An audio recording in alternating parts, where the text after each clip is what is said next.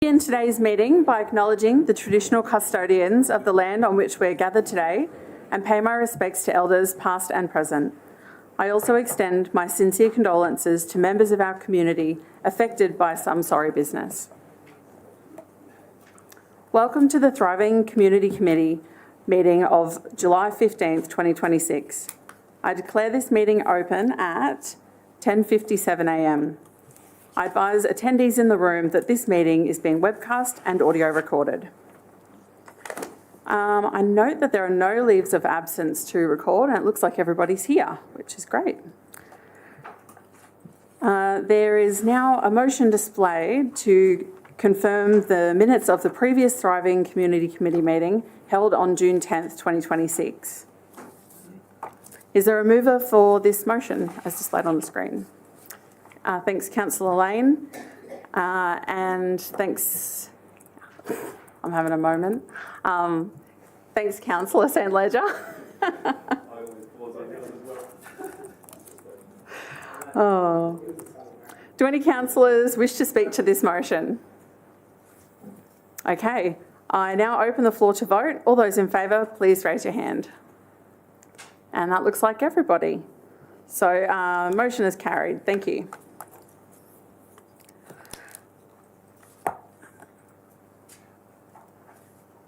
I now refer to declarations of conflicts of interest. Are there any to be declared today? No, and there are none.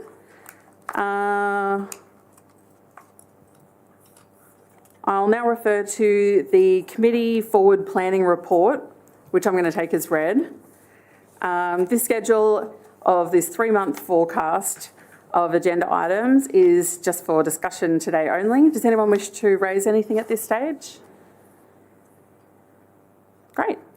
Okay, so before we dive into committee reports, does anyone have any general business for the Executive General Manager of People and Engagement, Kim Bryan? No? And Kim, do you have any for us? No, thank you, Chair. Thank you very much. So I'll now refer to the 6 reports on today's agenda. And to kick off, I welcome Brad White, the Executive General Manager of Community and Lifestyle, and Ben O'Brien, General Manager of Sports and Community Infrastructure. The first item, is, which is item 7.1, is titled Meakin Park Future Developments, and I'm pleased to welcome some guests from Football Queensland to present to us today. Ben, I'm going to refer to you to please speak to this report. Thank you, Chair. Good morning, Mayor. Good morning, Deputy Mayor. Good morning, councillors. I'd like to invite Rob Cavalucci, the CEO of Football Queensland, here to present on their proposal. This presentation and the report before you outlines Football Queensland's proposal to develop Meakin Park Sporting Complex as the Queensland state home of community football. Bob has a short PowerPoint presentation and happy to field any questions thereafter. That one there. Thank you, Chair. Thank you for the welcome, everyone. Good morning, Mr Mayor, Deputy Mayor and councillors. Thank you for the opportunity to present today on behalf of football, which is Logan's proudly biggest sport. We now have over 9,000 participants based here. This story is no different across all of Queensland's 77 LGAs. Federal government participation data confirms football is larger than cricket, AFL, League and Rugby Union combined, and we continue to grow year on year. I should probably click that, sorry. Football Queensland exists to manage and deliver every single one of the 80,000 community football fixtures across Queensland and Logan each year. We also manage over 1 million square metres of green space from Mount Isa to Maryborough, and next year we add the Honey Farm precinct on the Sunshine Coast, while serving over 320 community clubs 365 days a year. And all of this is done at Meakin Park. Football Queensland has secured over $100 million in new funding and commenced or delivered over 100 community football projects in the last 24 months alone, through strong, meaningful engagement with government. The Premier, when delivering his speech on the 2032 Olympics and Paralympics delivery plan, made specific reference to the state home of football. So today, this is not a request for council to fund a facility. It is a request to enable an investment opportunity for Logan. The state government funding pathway requires us to secure longer-term consolidated tenure. Without that broader tenure, the foundational project elements cannot be delivered flood-free and will not proceed. With council support, Logan can unlock a major community sporting precinct that is designed to serve the local community and play its important role in Brisbane 2032 and beyond.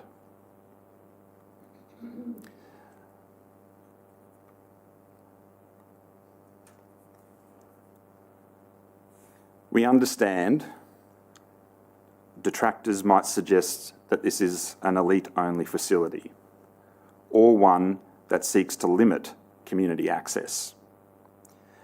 That is completely inconsistent with our operating model at every single one of our 11 community precincts across Queensland. In fact, the current operating data shows the exact opposite. Meakin and Mappis already support a broad base of schools, community clubs, community fixtures, Q-League, multicultural and refugee competitions, walking football, para-football, referee education, coach education and visiting international teams. Football Queensland is not asking council to trust an untested operating model which is in place in 11 precincts across Queensland. It is asking council to enable a model that is already delivering for Logan, but is now operating well beyond its sustainable capacity.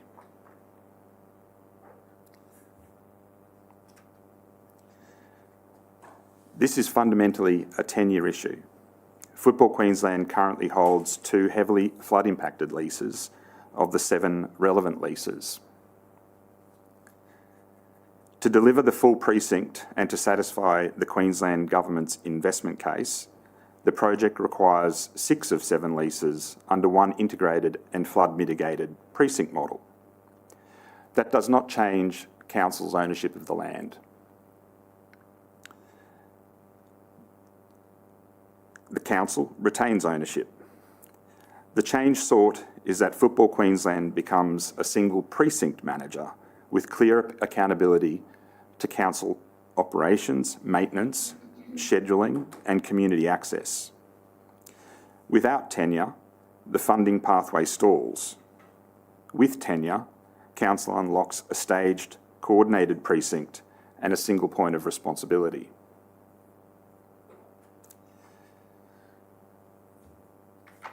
The benefits are broader than football. For the community, the precinct creates further capacity for women and girls, culturally diverse communities, schools, walking football and para-football, as well as other sports. Economically, it supports construction activity, sports tourism, visitor spending and local jobs. For Brisbane 2032, it gives Logan a games-ready training venue for the biggest Olympic sport and a post-games regional asset. For council, it retains public ownership while reducing operational complexity through a single governance model. This is not Football Queensland's legacy, it is Logan's legacy. Council's support today enables 4 things. These being Stage 1 Queensland Government investment, expanded community access, Brisbane 2032 lease outcomes and long-term stewardship of council-owned land. The resolution sought is straightforward: to extend the Football Queensland leases, grant the additional leases required for the integrated precinct and endorse Football Queensland as a precinct manager. Council retains land ownership. Existing users can continue their occupation through licences or user agreements. Football Queensland assumes precinct management and accountability. The lease is not the outcome, it is the key that unlocks the outcome. I want to thank the Mayor, the Deputy Mayor and councillors for the opportunity to present today on behalf of football in Logan. Thank you, Chair. Thank you very much, Rob. I've got one question at this stage from Councillor Bradley. Thank you, through you, Chair. Thank you so much for your presentation. I've heard a couple of these over the years in my time as a councillor. I'm just wondering if you've met with anyone before today about this? Through the Chair, in relation to Logan City councillors and or the department, absolutely, yes, we have. Yeah. Can you explain who, please? In going back historically, the former mayor was obviously, because this project has been going on for a number of years now, with Councillor Hall. That was maybe 6 months ago, and obviously probably 4 or 5 meetings with members of Ben's team and other departments within council, from planning and depending on the conversation. But yeah, it's been going on for a number of years now. Okay, thank you. And can you just explain the rationale for the 25-year lease? Well, it relates to, from the Queensland Government's perspective, releasing funding for a project of this size. They are unwilling to make an investment for the later phases if we don't have tenure that reflects the investment to be made. So if Football Queensland only has tenure for 4 years, the Queensland Government is not going to make a $70 million investment in football in a precinct that we may or may not have access to after that time. But they won't be giving that money up front, though, will they? Through the Chair again, no, we've made an explicit request for stage 1 of funding, which has been reflected in comments made by the Premier, and obviously we've had a significant amount of work with the Queensland Government on this. We haven't made explicit budget requests for phase 2 because phase 2 relates to leases which are not currently relating to Football Queensland. Yeah. And realistically, the current government may not be in next term, or the term after, or whatever. So, like, nothing's guaranteed. That's probably the only bit I have an objection to, the 25-year lease. I've been around long enough to see how that it has proved to be very problematic for our council. Thank you. Thanks, Councillor Bradley. Over to you, Mayor. Thank you, Madam Chair, through you, and thanks for coming in today, Rob. I've got a few questions, and Councillor Bradley sort of covered off on one of them there. So your presentation says that stage 1 is shovel ready, but you haven't got the funding yet. Through the Chair, thank you, Mayor. To say that we haven't got funding is correct, technically speaking. We have had funding commitments from the Queensland Government, and as I mentioned explicitly, the Premier, it is noted in the 2032 delivery plan. The Home of Football project is explicitly mentioned. Our conversations with the Queensland Government are extensive. Formal budget submissions have been made. The feedback as to why we have not had funding explicitly relates to our tenure arrangement with Logan City Council. That is the single point that has been raised with us by the Queensland Government as to why funding has not been finalised. And they've confirmed that with me too. I said, "Have Football Queensland got funding?" They said, "No, they don't have a site with long enough tenure, so we're not giving them funding until they've got tenure." But just, so from my point of view, when you see shovel ready, and when we present to the state and federal government on shovel ready, we have to have a DA, we have to have detailed design, we have to have land. So, because when you say to me it's shovel ready, I think if we vote for this today, you'll start within 3 to 6 months. But that's you're going to need to go through a whole process, aren't you? Through the Chair again, in relation to phase one, which we have been referring to, that project is far simpler in terms of the references to being shovel ready. That project explicitly relates to $8.5 million spent on field refurbishment, lighting, drainage, irrigation, which as I'm sure many of you would know, are quite simpler planning outcomes as opposed to getting a larger building going through a DA process and getting approvals. Yes, absolutely, you do need approval for lighting and drainage, of course, but it's anticipated that those outcomes would unlikely to be prevented by council from a planning perspective. So in principle, do we have council approval for lighting and irrigation and drainage and fencing? No, but are they likely to be planning issues? That would be very unlikely. And have you consulted with the existing leaseholders in Meakin Park? Because obviously, if you get the outcome you're seeking, that's going to, over time, they will be displaced. Through the chair, again, the existing leaseholders would not be displaced. Our intention is to maintain the existing occupants of the precinct.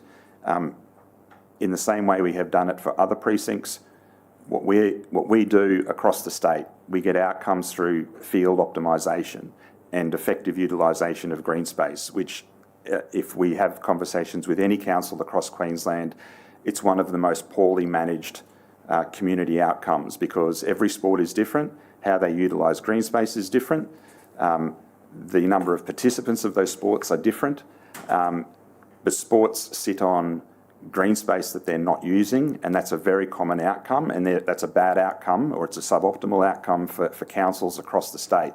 What we do with the precinct model is we are far more effective at moving sports around within a precinct so that they can use fields as they need them without having to be responsible for the 80% that they don't need them. And then we can fill that green space with other community outcomes. So that's where we get a benefit because of scale and mass of a precinct versus one sport looking after one field is a very poor outcome generally. So we have no intention of displacing any sport. In fact, we need more sports to make the precinct work and deliver the kind of outcome that we need. So it's the opposite outcome that we're looking for.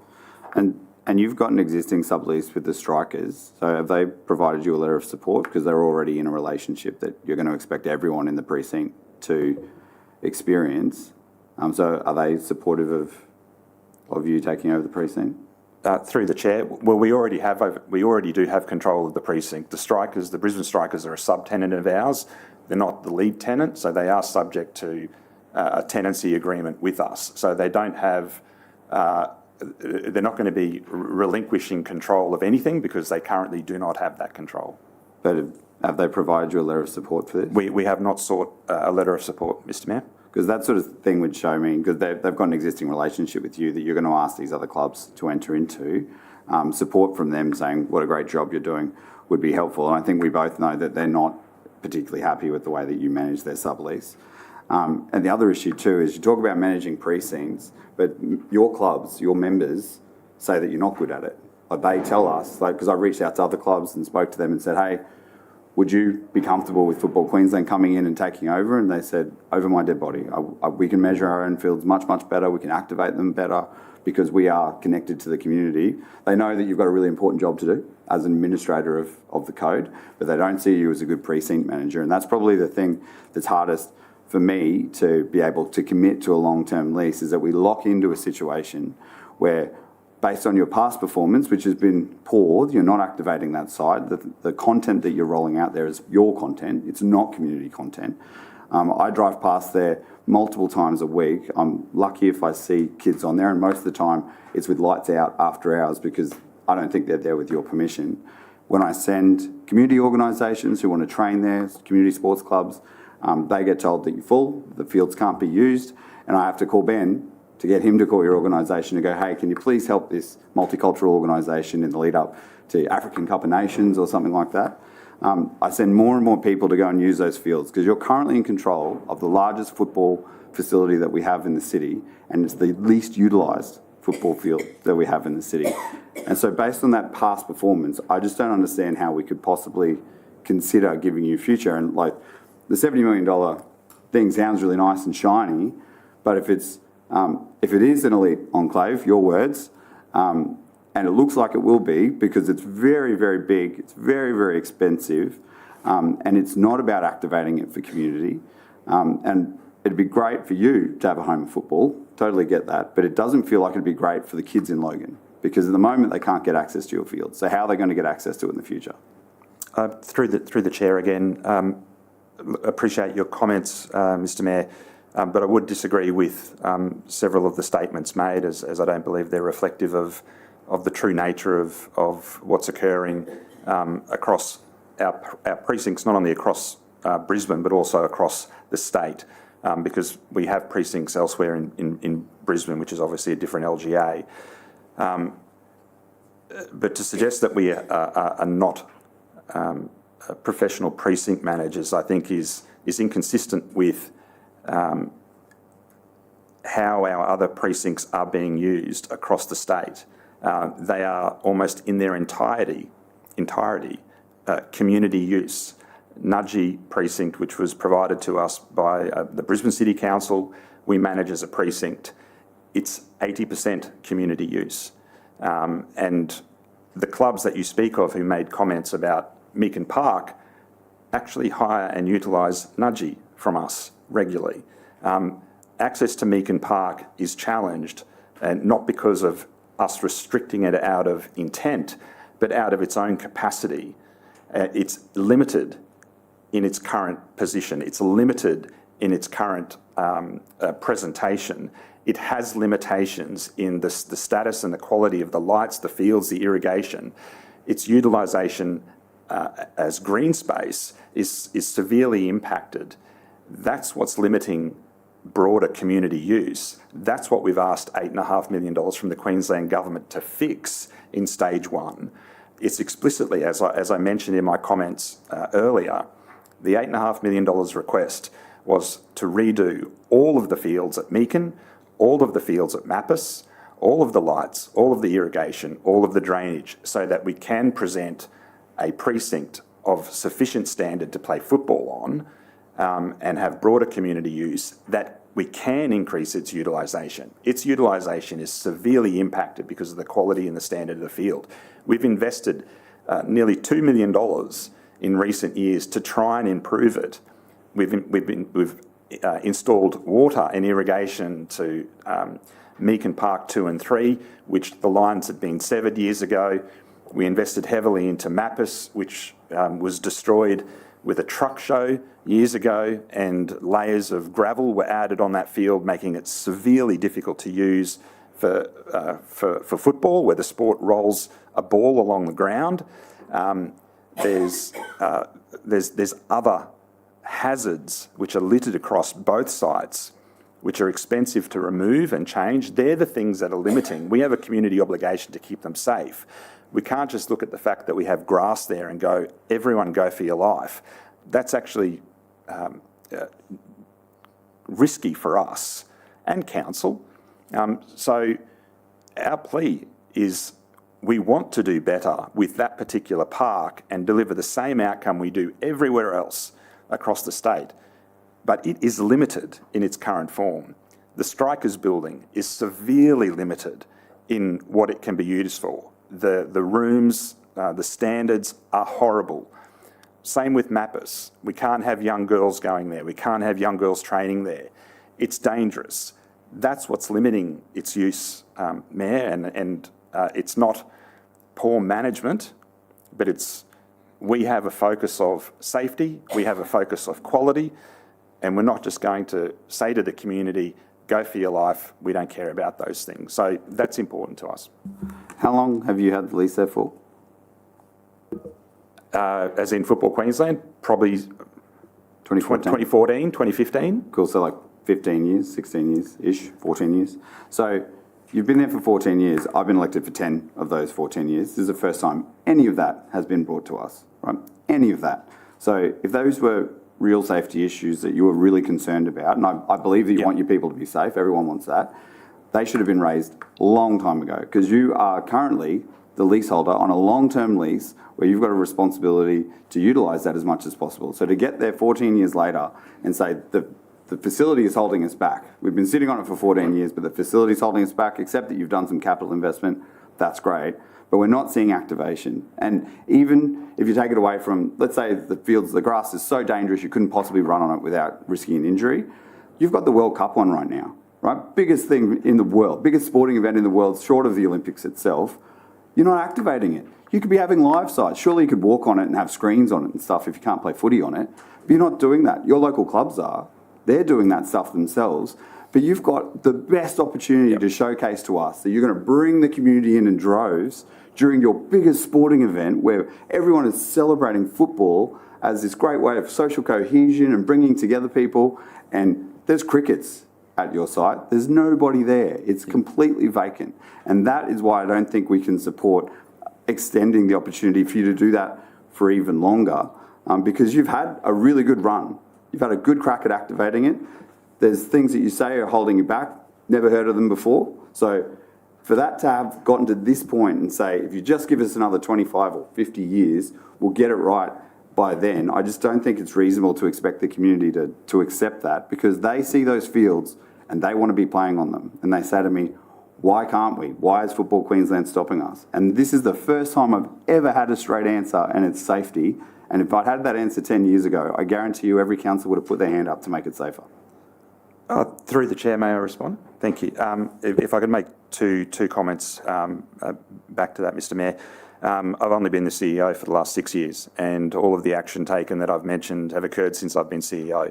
I can't comment on anyone else's tenure and their lack of action, and I totally agree with you. I'm not going to diminish previous CEOs, but they have failed to have the vision for what could be and should be delivered for Logan in that precinct. I have, and I've taken steps to make sure that happens. The reason why we don't use it as a live site is because we prioritise our clubs being the benefit of the World Cup, not us.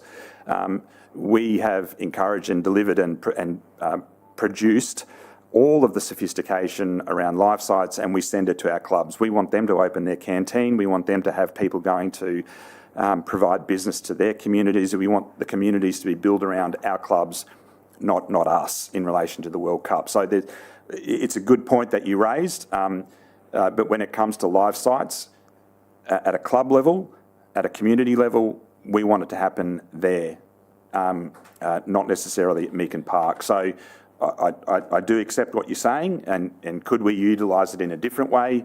Quite possibly, but our preference was for that to occur in clubland. And in relation to not mentioning those safety issues, again, I would disagree with that. I firmly believe that we have raised these points dozens and dozens and dozens of times, if not in some cases weekly, of safety concerns.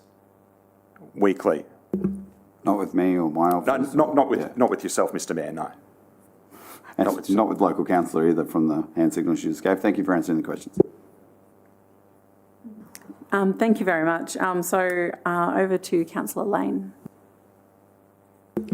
Thanks very much for your presentation. So at the outset, you listed the people that have been contacted in relation to this report. I was approached by an actor, which I believe you engaged as a lobbyist for the purpose of this engagement.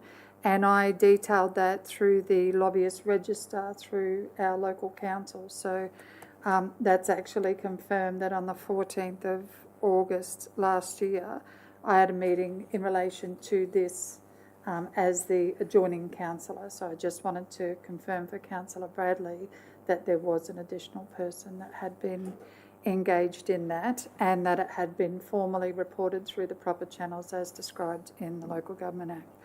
So my concerns with this, I suppose, are in having that meeting back in August last year, I started to look at the site a bit more closely.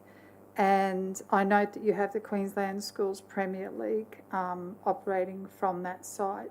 How many Logan schools are involved in the Queensland Schools Premier League? Through the chair, I'd have to take that one on notice, I Councillor. know the answer. Yeah. It's one. So one local school is involved in that Queensland Premier Schools League, and that is Marsden State High School. I'm not a soccer person. I'm a rugby league girl, so forgive me, because I looked up the activations of the site according to Football Queensland's website, and there's something called an FQPL for Metro. That is a league that Football Queensland is overseeing, I believe. Is that right? Through the chair, that is correct, Councillor. Yeah. So we've got Logan Metro from my division. I've got wonderful soccer clubs in my division, and they're so excited to play the game. The children are engaged. So Logan Metro, they play at Compton Park, and Logan Roos play at Oates Park. They don't play at Meakin Park. And then we've got the FQPL5. Which I believe is one that Football Queensland does. And so that's Division 4, so Logan Village Falcons. And they play at Big River Country Park, and they go to Compton Park and Logan Metro Park, but they don't play at Meakin Park. And then we've got the Metro Community Comp, which involves Logan Lightning, Logan Metro, Logan Village, Park Ridge FC, Slacks Creek FC, but they all play at Chris Green Park, Compton Park, Big River Country Park, Hubner Park, Usher Park, and not at Meakin Park. So when you talk about local engagement, who exactly from the local community is engaged at Meakin Park? Through the chair, thank you for the question, Councillor. The clubs that you mentioned all play their home games at their own home club, and they all play their away games at their own at whoever they're playing within those leagues.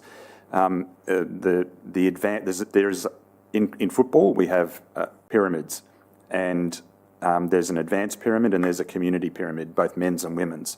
The advanced pyramid, there's 7 divisions, and in the community pyramid there's about another 9 or 10 divisions, and clubs from right across Queensland or southeast Queensland play in accordance with their own performance, so it's merit-based. You're either promoted or you're relegated, just like football everywhere in the world. The utilisation of our precincts is a matter for a club to request it, in the same way that they utilise the Nudgee precinct when their utilisation at their home, when they're playing home games, where they're at capacity, whether they've had wet weather events, like we did earlier this year where Meakin Park was used. When they can't play their home games, our fields are open for overflow. So it's a matter for a club to inform us a weather event's happened or we're at capacity, we need to send or shift a home game to one of your precincts. That's what we're there for our own club's perspective. We act as an overflow tool. It gives them the ability to grow because they know that they can rely on the use of Meakin Park, but we do not and would not schedule home fixtures for a club based in Logan anywhere other than their home club, because they rely on those fixtures for commercial outcomes. They rely on it for revenue, whether it's food and bev or other things, and they would be quite upset if we'd made a decision to remove that fixture from their home. We're there to be a supporter of the decisions they make. If they want to move a fixture to one of our parks, no problem. But that's a decision for them. Well, that makes a lot of sense. So how many times have my local groups got to use Football Queensland grounds when theirs have been unusable or unserviceable?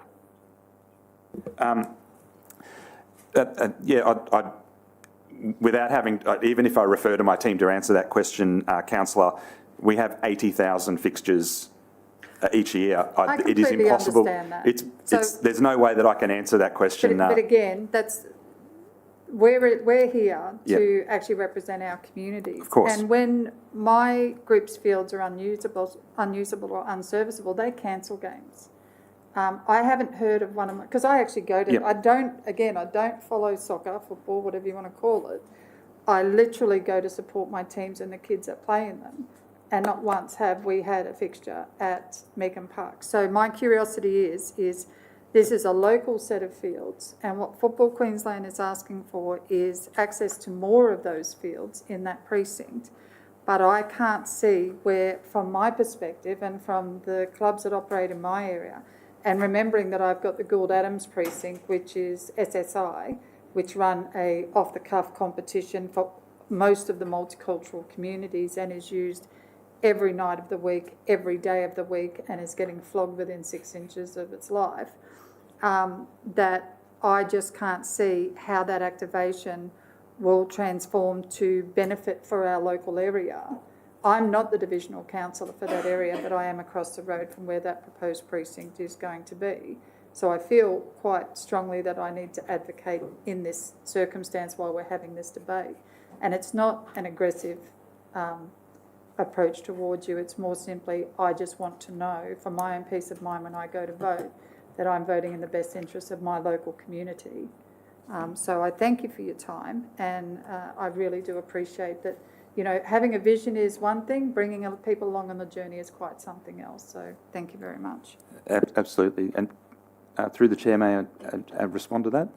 Thank you, councillor. Appreciate your remarks. And each club, although they may not utilise Meakin at the moment for a single game, there's reasons why they make that decision.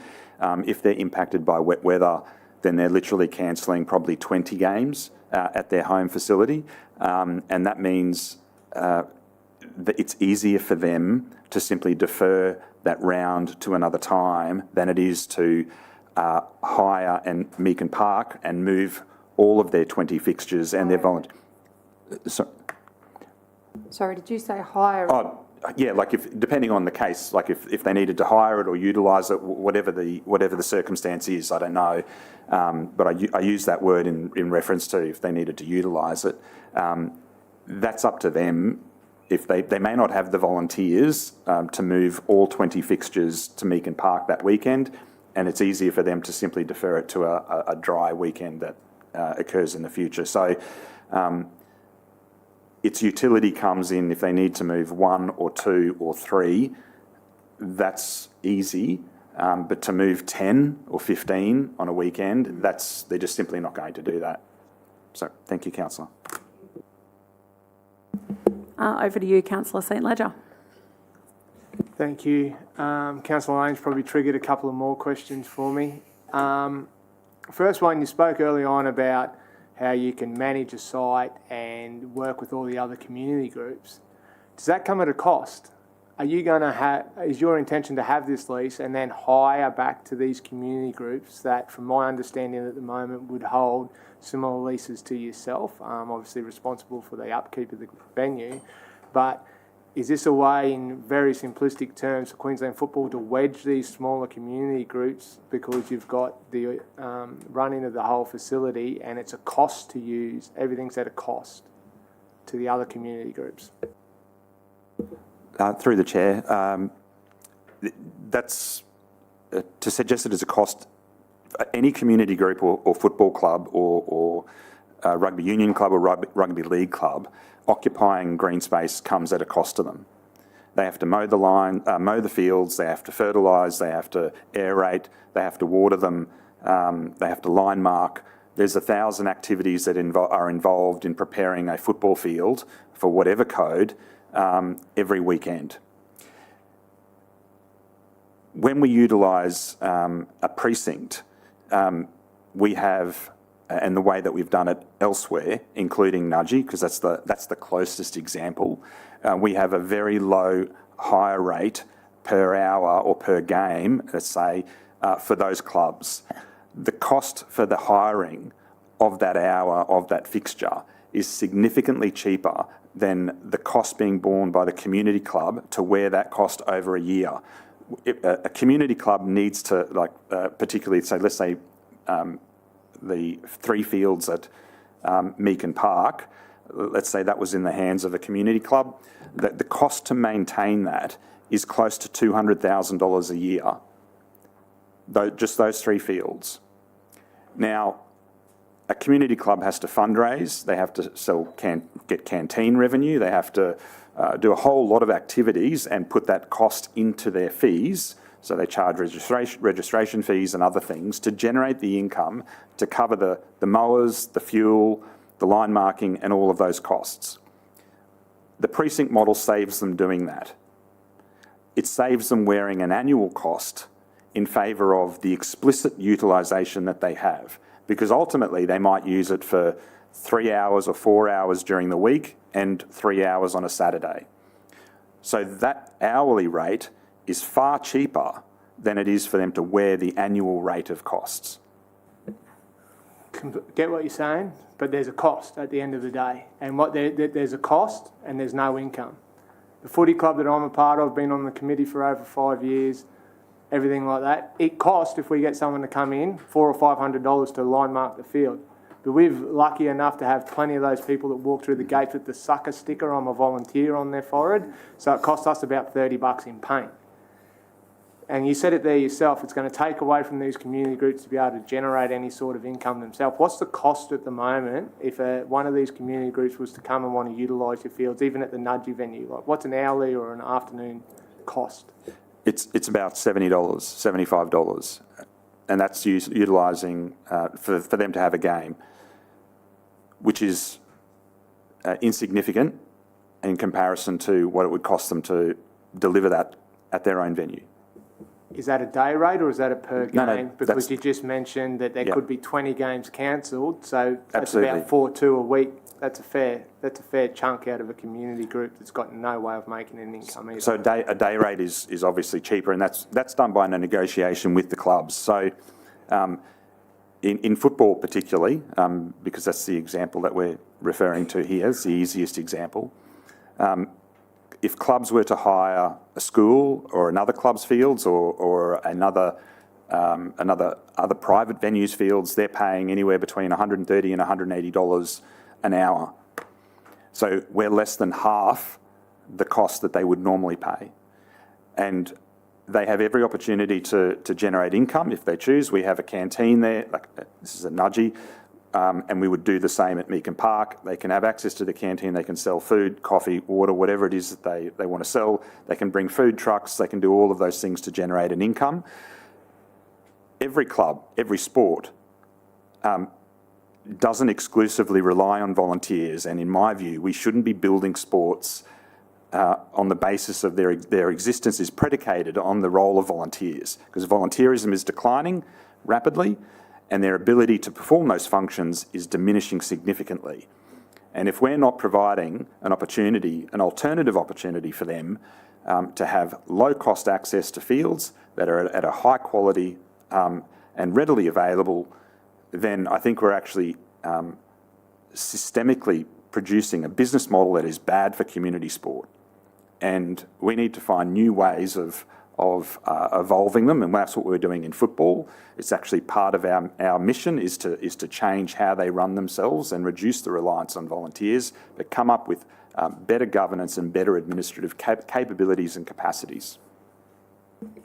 The other thing I'm probably struggling with a bit is, do you guys have a grounds person or a curator or whatever at Meakin Park? Yes, we do. So you spoke about how unsafe the venue is and the field condition. I'm a rugby leaguey, so I love soccer because it gives kids a really good base to transition over to rugby league when they're about 10 or 11, so it's fantastic.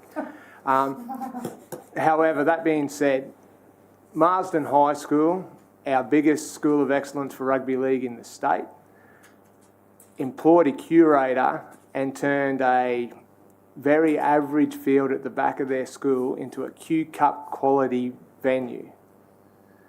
I struggle if you've got someone doing that and they poached this bloke from soccer, I know that because he was a friend of a friend, to go there and actually get this field to that standard. A 14-year lease and a curator there, like I just sort of struggle to go, you talk about managing venues better and having that, like Has any of that effort or time from Queensland Football's aspect been put into any of these fields at Meakin Park to be able to have that sort of outcome, rather than the outcome of, we need the $8.5 million off state government to do it? Has there been anything done in that period to get at least, and that's one premier field that they've got there. Yep. There would be, there's thousands of kids that use that field at Marsden High, and like I said, it's at a level now that can play Q Cup standard rugby league on it. So it's just something there. What's happening with? Sure. Through the chair, I'll respond as well, if that's okay. Thank you. You raised a very good point. The Meakin Park fields 2 and 3, every year, within a season, parts of the field subside up to 20 centimetres. Every year they have to be filled and levelled. So the work that goes into them, by the end of the year, because of the nature of the grounds of where they were built originally, the subsidence is quite damaging. So the cost is significant for us to keep doing that every year, year on year, without actually ripping the whole thing up and redoing it so that we can control the subsidence. So that's Meakin 2 and 3. Meakin 1 is where we have been able to achieve FIFA level outcomes. We have only been able to do it on one park because the same issue is over at Mappis. Mappis has about 20 centimetres thick of road base hidden underneath it that was dumped there by council for years ago for a truck show. That all has to be removed and dug up and reinstated, because all we're doing each year is spending money to band-aid what's currently there. We can't do a proper fix without spending millions. So we're doing everything we can with what we've got. But the dangers I spoke of, or the challenges I spoke of in relation to safety, aren't explicitly just balls rolling on the ground or trip hazards or things like that. It's broader than that. It's metal posts sticking out around the perimeter. It's 60-year-old seats that are rusted. There's all of these kind of things which are around the site generally, which are challenging. So it's not explicitly the grass or what's sitting underneath it. It's other things. So without going into it, because I don't think it's beneficial to talk explicitly about 1,000 safety points, but we are spending way over the top in terms of our resources in money purely to band-aid what we have. And that can't be fixed unless it's all ripped up. So I hope that answers your question, Councillor. No, it's thank you. And yeah, I've got concerns around like wanting such a long lease and effectively that full control of the venue. I know that even with very some different things we've been working through with the team at the moment, having a leasee and not even a sub-leasee, but other difficult things, it becomes messy, and it becomes messy quick, and that becomes a huge cost to council, because you get somebody to manage that facility and then they may be doing what they think's the right thing, like you say, that these community groups don't have to mow the lawn anymore, but we're going to whack them with the charge every time they want to step foot on the ground, and this club's got no ability to do that. And by association, the council's teams get drawn into that, and so the time and the resources it draws away, and community-based is the biggest thing. So it's while there's a place for all sports, whether you support them or not within the community, it's making sure that they're available and everyone's got a fair piece of the pie. And by wrapping a huge venue like this up for one sport, effectively because words are just words, right? It's like it's all well and good, with all due respect to governments and stuff, saying, yeah, we're going to support this, but until you've actually got that in writing, it's not worth and that goes for everybody. Until you've actually got that in writing, it's not worth anything. So my biggest concern is around the activation, particularly for the other community groups, to ensure that those sports and groups can keep thriving as well. Would you like to respond? Thank you, Chair. Again, I'll provide a comment if that's okay, Councillor. It's I can appreciate absolutely that each of you do fantastic jobs in representing the interests of your communities, and rightly so. And it's really important that you do interrogate me sufficiently with these questions, and I do welcome it, because I do welcome the opportunity to have this conversation. So I don't respond with a negative sentiment at all. It's great to be able to talk to you about this. The experience that we've had with local governments across Queensland is actually the inverse.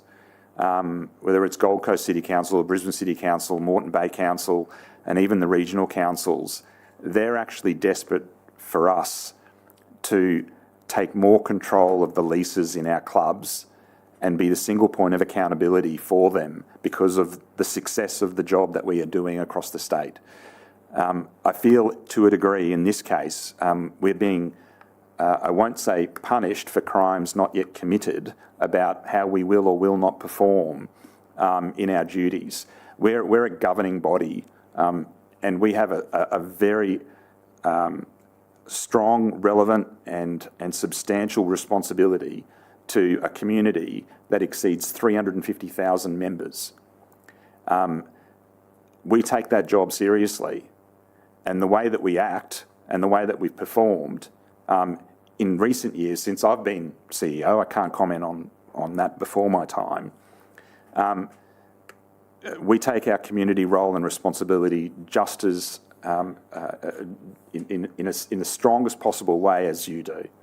And we're quite a large organisation. We're not a small organisation. When I know often you might think of sport and you think of some of the other sports who we help. When some of the other sports located in Logan needed office space, we opened the doors and welcomed them in. When they were doing renovations or where they needed technical support or other support, we offer our services free of charge. We'll come in and we'll help you. These are the things that we do normally without fanfare and without telling anyone. How we work with our community members, I think, is also often overlooked in favour of detractors who would rather see their own sport suffer in order to promote individual agendas. That's normal, and that's normal for you have that in many aspects of your community. But I'd ask you to listen to the voice of reason.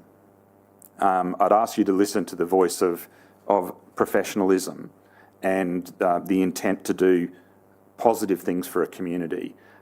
I see the best years of Logan in front of us, not behind us. I see the best years of football in front of us, not behind us. And I'm not going to look backwards to anyone and look at their criticisms as being a guiding force for what decision I should make in taking the sport forward. So I really do welcome the questions, and I really do welcome the opportunity to have robust discussions about what sport should be or shouldn't be in Logan. After all, you're the leaders of this community, and I want to do the right thing by you and ensure that you see football as a professional partner enabling your community outcomes, because that's what we do everywhere else. So, thank you, Chair. Thank you. I'm going to be cheeky and quickly jump the... Sorry, have you finished there, Councillor St Ledger? Go on. Governing body, all that, like, totally respect it. Logan Village Falcons, in my division, probably the fastest growing club in the area. When was the last time that Queensland Football offered them Meakin Park to use as a training facility? Through the chair, again, Councillor, we need the club to inform us what it's... Probably more had some contact with them. It's just, yeah. I can just, and this is just my own perspective, I talk to Tim regularly.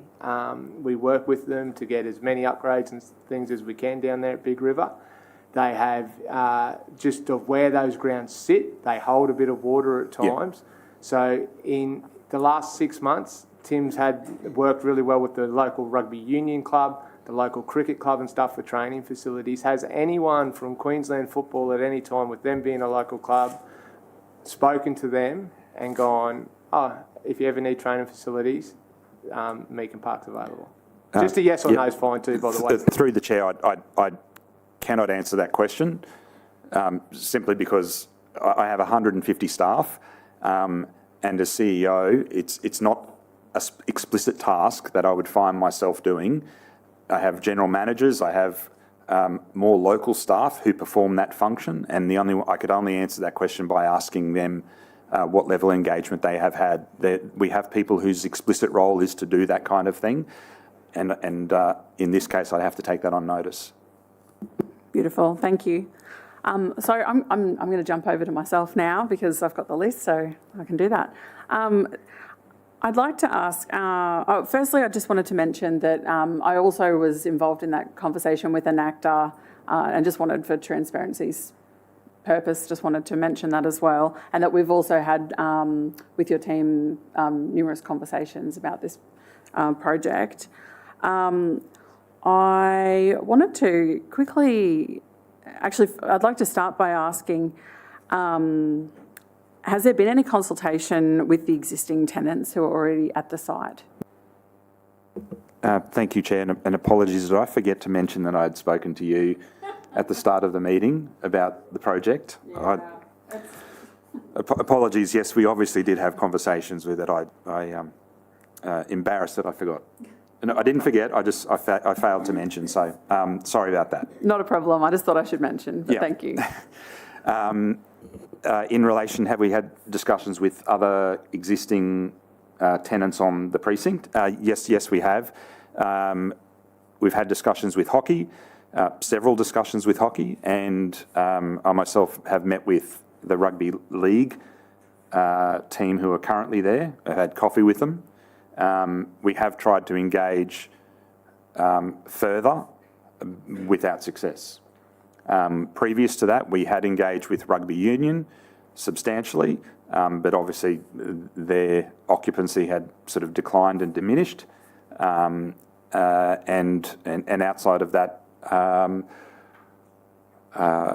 there's probably no other occupant of the site in question. That the neighbourhood group. Oh, yep. Sorry, apologies. I might have to defer to one of my colleagues if they've tried to reach out to the neighbourhood group in the community centre. No, we haven't, simply because we've actually not sought lease over that. It's a valuable asset to the community, and it's not something that we would seek to, to engage with or take over. So no, but in reference, we met with rugby union and had detailed conversations with them prior to talking to rugby league, and they expressed the concerns that they personally had in maintaining that facility. We actually have at times in the past actually gone and actually kept their fields up to standard. So they expressed that as a community club, the pressures of volunteerism, the pressures placed on them financially to run that meant that they would possibly not be able to maintain it, and I believe that's why Rugby League have stepped in. I should mention Rugby Union is actually not a tenant anymore. They're the sublessee. So, but they were at the time probably. I guess I wanted to know from the conversations that have been had with some of the current tenants, is there did they see that it was tenable to be able to survive if they no longer had the opportunity to rent out their buildings, etc.? Thank you, Chair. In the conversations that I was present at with Rugby League, they explicitly, their explicit comments to me is that they actually thought it was a positive thing in terms of what we were proposing on how we would manage the green space, how we would manage the fields, because those costs and those issues represent probably the biggest concern to any club of any sport, and someone managing that on their behalf. There's always logic in that. So their feedback to me was quite positive and engaging. But in recent months, we've found it very difficult to engage with them. For whatever reason, I don't know why. but whether they're busy getting their season up or doing what, managing their club, I'm not too sure, but the engagement was positive at the time. Okay. I've spoken with them in the last week in preparation for this, and that wasn't the impression that I received from rugby league or from hockey. Thank you, Chair. I agree with you from a hockey perspective. The nature of that particular club and its size, its use of the fields down there is pretty limited, and the work that they do on the fields is also pretty limited. In relation to rugby, I mean, I've got two other colleagues who are here who are also present in that meeting, and I'm sure their reflections on the record would be very similar to mine, that it was positive and that they were supportive. If for whatever reason they've changed their perspective in recent months, then obviously they're entitled to change their mind, but their position articulated to me and my two general managers was positive. Thank you very much. Over to you, Councillor Stemp. Thank you, Madam Chair. Through you. I have some questions for Ben, if that's okay. I guess one question I had was, this is a peppercorn lease, isn't it? There's no commercial element to this? Through the Chair, Football Queensland have 3 leases, technically. Yes. Yep. 2 of the 3 are peppercorn leases. Yes. So that's the Mappis area, sort of to the southern end of their area, Football Queensland's area. Yep. And fields 2 and 3, which are to the east or northeast. Yes. The main building and the Premier Field is we receive revenue from that lease annually of around about $9,200 per year. Okay, all right, so there is a commercial element to that one. Okay, and that's the building that we're talking about that hasn't been, you're saying is not in great repair, is that what you're saying? Through the Chair, no, it's not that building. No. It's the building at Mappis. The building at Meakin, which Ben spoke to, is actually, we've invested significantly into that building. Yep. With significant renovation. So it's actually in a reasonably high standard. Okay. Internally in that building. So it's the Mappis one It's you're talking Mappis. about that needs the work. Okay. And as the building that's currently utilised by the Strikers, which is sitting on Meakin 2, 100 metres from our current building. So that building's in a fair bit of disrepair as Okay, well. and there's been no plans through council for upgrading it at this point? Has it been on a schedule? I mean, obviously my clubs are all on various cycles of schedules for... Yeah, I'm just curious to see where that's at. I'll need to refer to Adam if it's not our state of intent at the moment. No, that's all right. Just wanted to check on that. Do we have a master plan for that area? Has anything been discussed about a future master plan for that area through council? Through the Chair, we've been drafting a site development plan. Okay. So we started that process, I think, 12 months ago, possibly, of what this future site looks like. Okay. It is one of, if not the biggest sporting precinct in the city. Yep. So we are preparing that. That will come to council subject to today's discussion at some point. At the moment, the site development plan is focusing it being, and when we develop these site development plans at a strategic level, we determine whether they're going to be rectangular sports, oval sports and the likes from a multi-sport perspective. So we are working on a draft site development plan on, again, highest utilisation of the site, and that sort of more looks around the functionality and how many fields you can actually fit in that facility to different degrees of conditions, acknowledging higher ground, lower ground. Yep, all those things. Okay, perfect. And I mean, just again, coming back to Football Queensland, I mean, I'm just having a look on, on various sites, looking at financials and all those things, which is rather interesting. Obviously, you're more of a management role, aren't you? Because Logan Lightning is in my area, and obviously they pay fees to manage Football Queensland. So it's really more of a management. You organise statewide competitions, you organise the academies, you organise, the referees, all that sort of support. Is that correct? So that's your main role?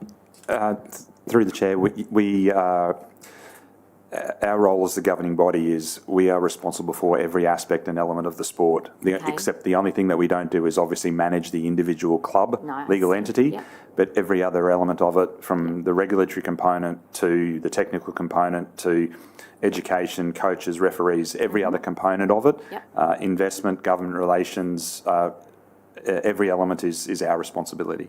Okay, so more administrative as opposed to actual sport, like playing on the ground? It's strategic and it's governance and administration. We provide both. If I'm just wanting to respond to your question, I don't quite understand. I haven't interpreted exactly what you're after. I'm picturing this area, and I'm picturing. Okay, I know our clubs all play in their various areas, and I look at as an organisation that's an overseeing organisation. I see it as what I would call very administrative. So what I'm trying to understand is what would be happening at this site in terms of on the ground. Like, again, I'm still struggling with this from this whole report. Is it going to be these academies? It's going to be these statewide competitions? Is it just going to be people sitting in an office? Like, I just don't feel like it's been, from what I'm hearing, and I don't know the area well, but it's been utilised as much as it should for the community. And what worries me is it'll end up being more of an administrative site rather than a community or somewhere our clubs can come together to play, I don't know, more local sport. So I still don't get that from this. Sure, thank you. Through the chair, I'd like to respond. And well, it already is an administrative site, as in there is because our office has been based there since 2014. So that would remain unchanged because someone has to run the sport, and we need to do that from somewhere. In relation to what we intend to use the site for, we currently have a staggering level of programs that we deliver across Queensland, across a variety of that deliver a variety of outcomes. They're from very young to our more senior members of our community, and much of that is delivered from every single precinct that we have. So we don't deliver one thing from one place and not another.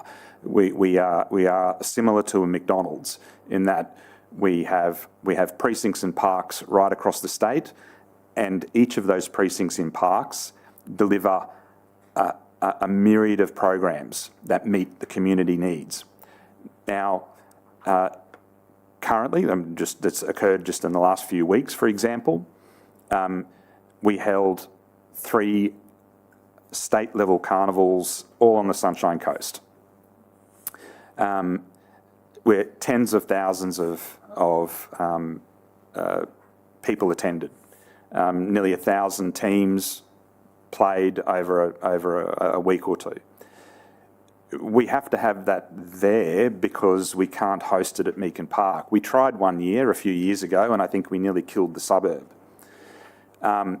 Simply because our ambitions exceeded the facility. And from our perspective, what we want to do is realign what a state home of football should be with what the infrastructure can deliver. So from our perspective, we want to increase, in its nature, the very design of how it's been put together with a cross-section of use cases and use outcomes. It's designed to allow us to increase the community program. So we already have the state's only refugee league already playing out of Mappis. So dozens of teams assembled as refugee groups play each week there. The refugee schools competition plays at Meakin Park. So schools build refugee teams, they come down and they play. These things already happen. Para football already happens. Walking football already happens. All of these things are currently occurring, but they're not occurring to the scale that we would like them to because we're limited with what we can do with its current design. That's what we're seeking to change because we're able to do those things elsewhere, and that's been our consistent argument, is we have the capability, we have the desire, we're already doing these things elsewhere.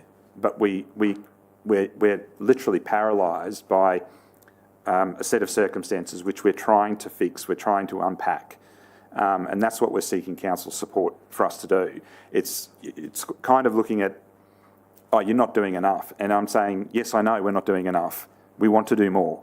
We're trying to do more. And that's what we're seeking. All right, thank you. Councillor Hall. Thank you. I think Councillor Stent raised some important things, about you as an entity not being just a club.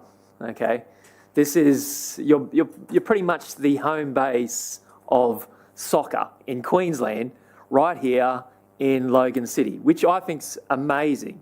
I have an incredible amount of respect for you guys, okay? I know you're not just managing one side. You guys are managing 12 facilities across Queensland. So I would be a bit embarrassed to stand up and critique you how to do things, because you're doing things all over the place. And it's very odd that there seems to be some kind of comparison between what you're doing at Meakin Park and what some of our home brand clubs are doing. I've got an amazing club. I've got probably one of the best clubs in the city. It's the Rams in Bethania, the Bethania Rams, one of the best clubs in the city. And I know they lean on you guys for support sometimes and information on what they need to be doing. And I think that's fantastic.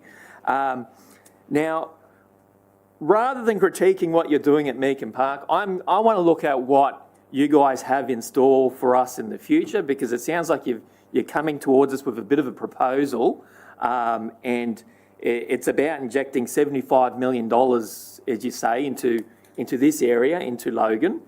What I would like to know is, and for me, I'm always about my ratepayers, and anywhere I can get money outside of my ratepayers, I think it's amazing. So if you guys are able to drum up $75 million for a site which is in Logan, which I don't have to take from my ratepayers, that's an amazing outcome for the entire city, okay? But what I'd like to know is, have you guys been able to achieve something similar in the past as what you're proposing to do in Logan? Through the chair, thank you, councillor, for the comments. I mentioned in my opening remarks that in the last 24 months, we've secured already over $100 million in funding for community clubs across Queensland. That's 100 projects, which is staggering. In the previous 20 years, we'd secured about $2 million.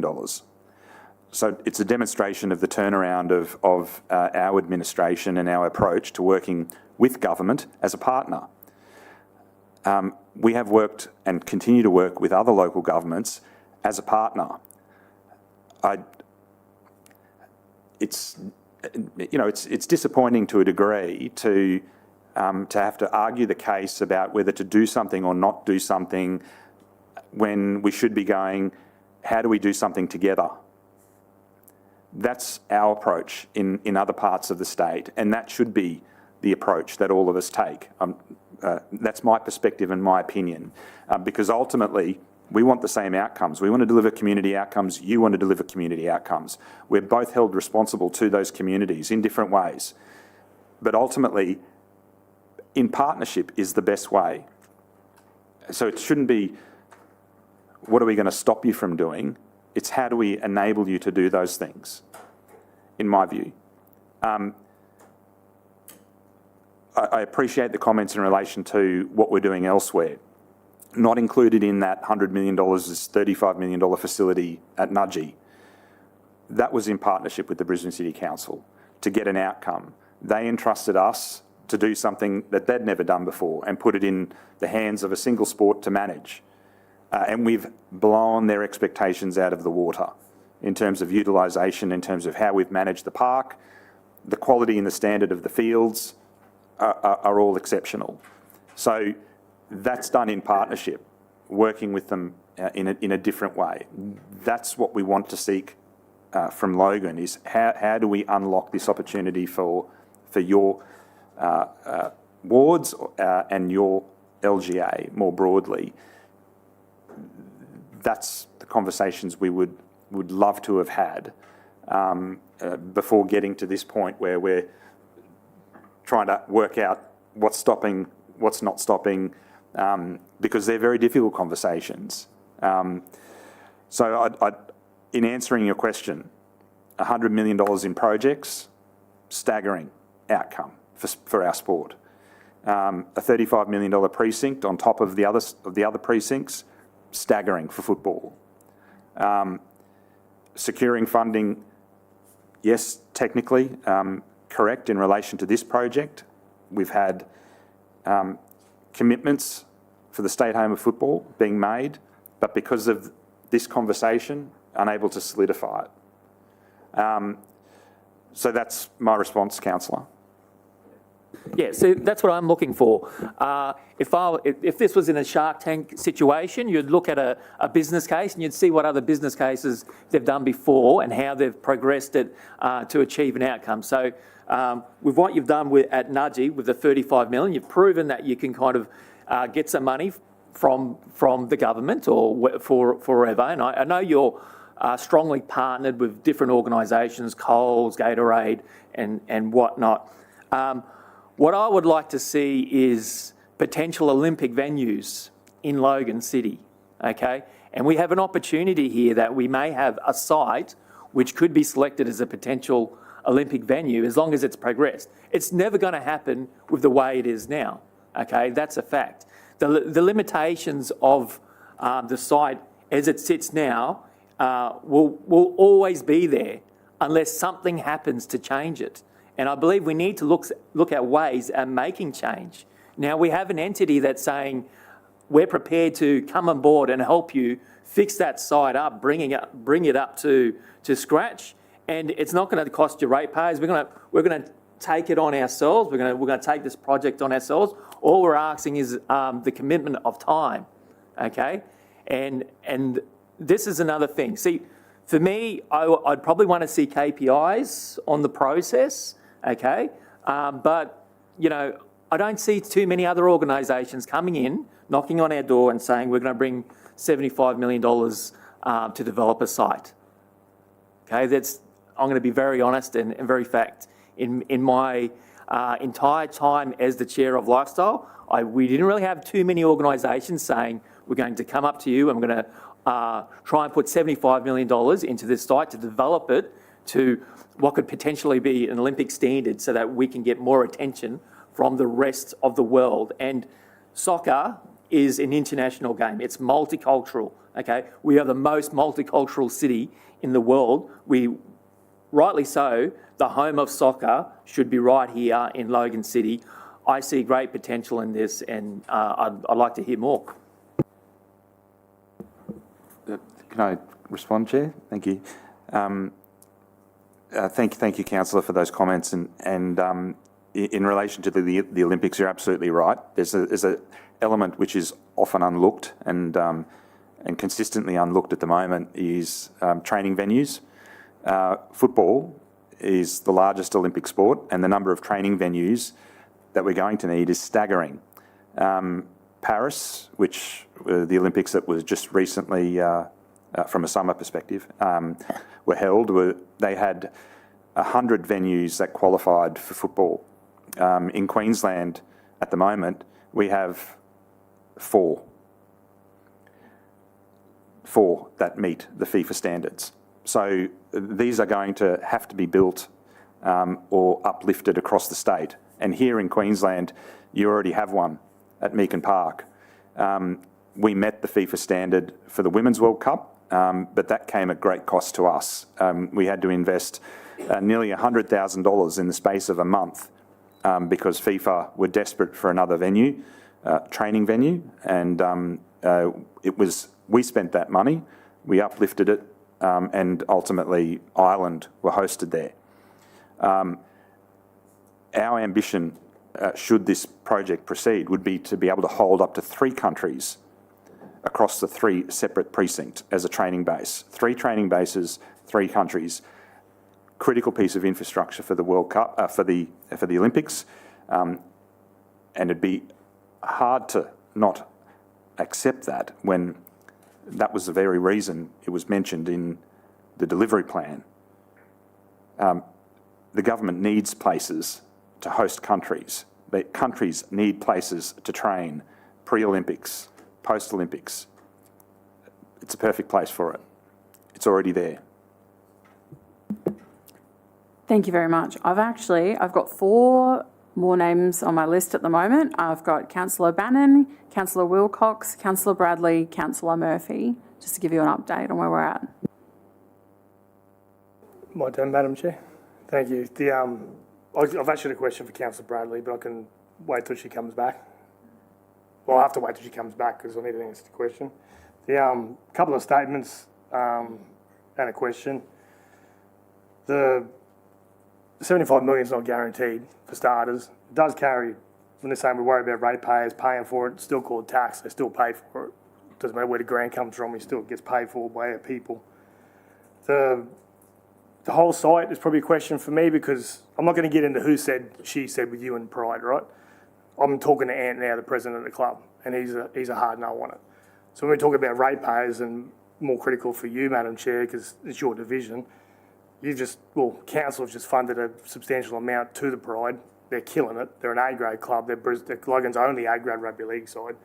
And we talk about most popular sports, yet football or soccer's got the participation, but most popular commercially, viable, sponsorship-wise is rugby league by tenfold. Second's AFL, third's cricket, fourth is whatever it is. And then you guys are 5th on commercial standings.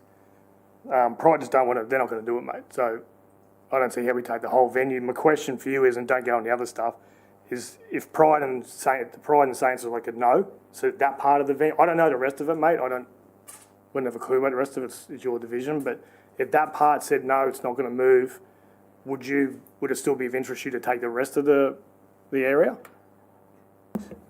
Through the chair, you're referring to maintaining the existing lease area? No, as in, you want to take over the entire venue and be the governing body and work with existing leaseholders.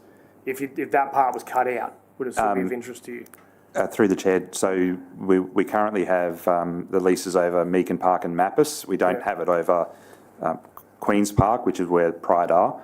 I know that, but you're trying to get the whole lot, correct? Correct. So if you couldn't get that, if we were not able to secure the lease over that, then the project would not proceed. Yeah. And it would be unlikely that our ongoing occupation of the site would be sustainable.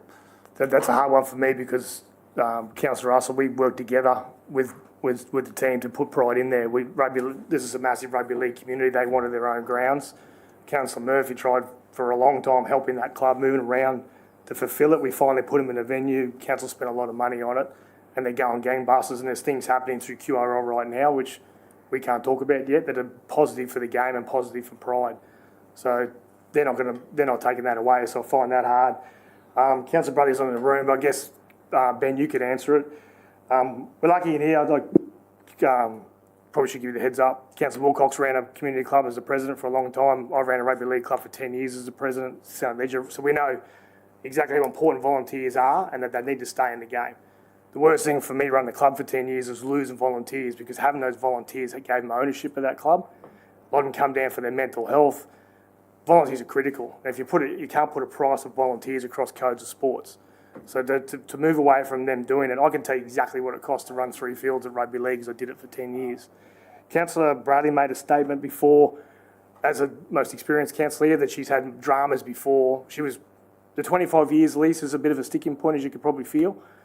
She said that there was issues in the past with a 25-year lease. So I wanted to ask her, but she's not here. Ask yourself, Mr. Bree, if you can answer it. What problems have there been? Because I haven't done 25 years. So I'm asking Ben, so do you know of any problems that have arisen from having a long-term lease for 25 years for sport at all? Through the chair, thank you for the question, Mr. Deputy Mayor. We've had as a legacy a range of long-term leases, some up to 99 years from previous councils and some other periods in between then.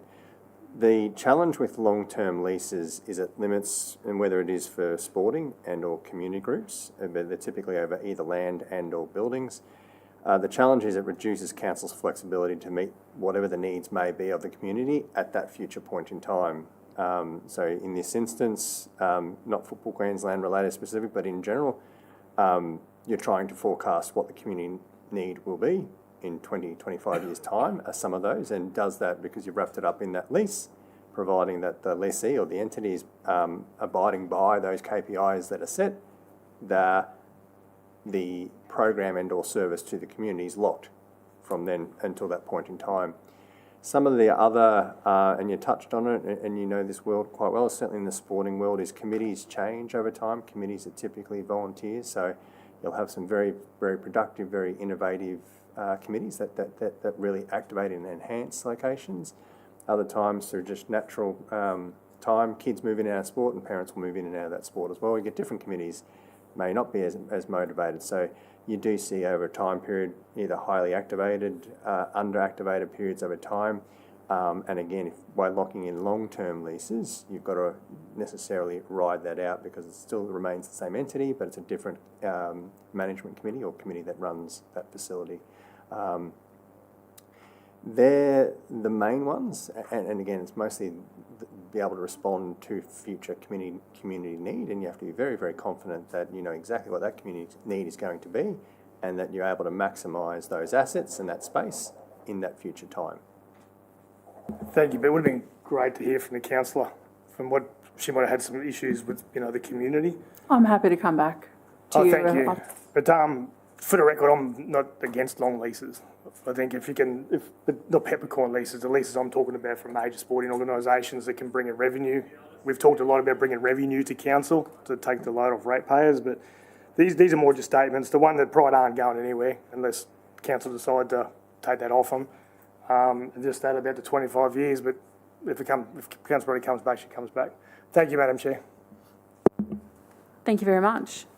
I didn't hear a question in that, so that's okay okay, excellent. Over to you, Councillor Wilcox. Thanks so much. Just curious, you said that you've got other precincts that you manage and have multi-use in them. What precincts are those and what sports, like what multi-use do they have? Through the chair, thank you, councillor, for the question. Well, obviously, the closest one here is Nudgee. That's 6.5 football fields.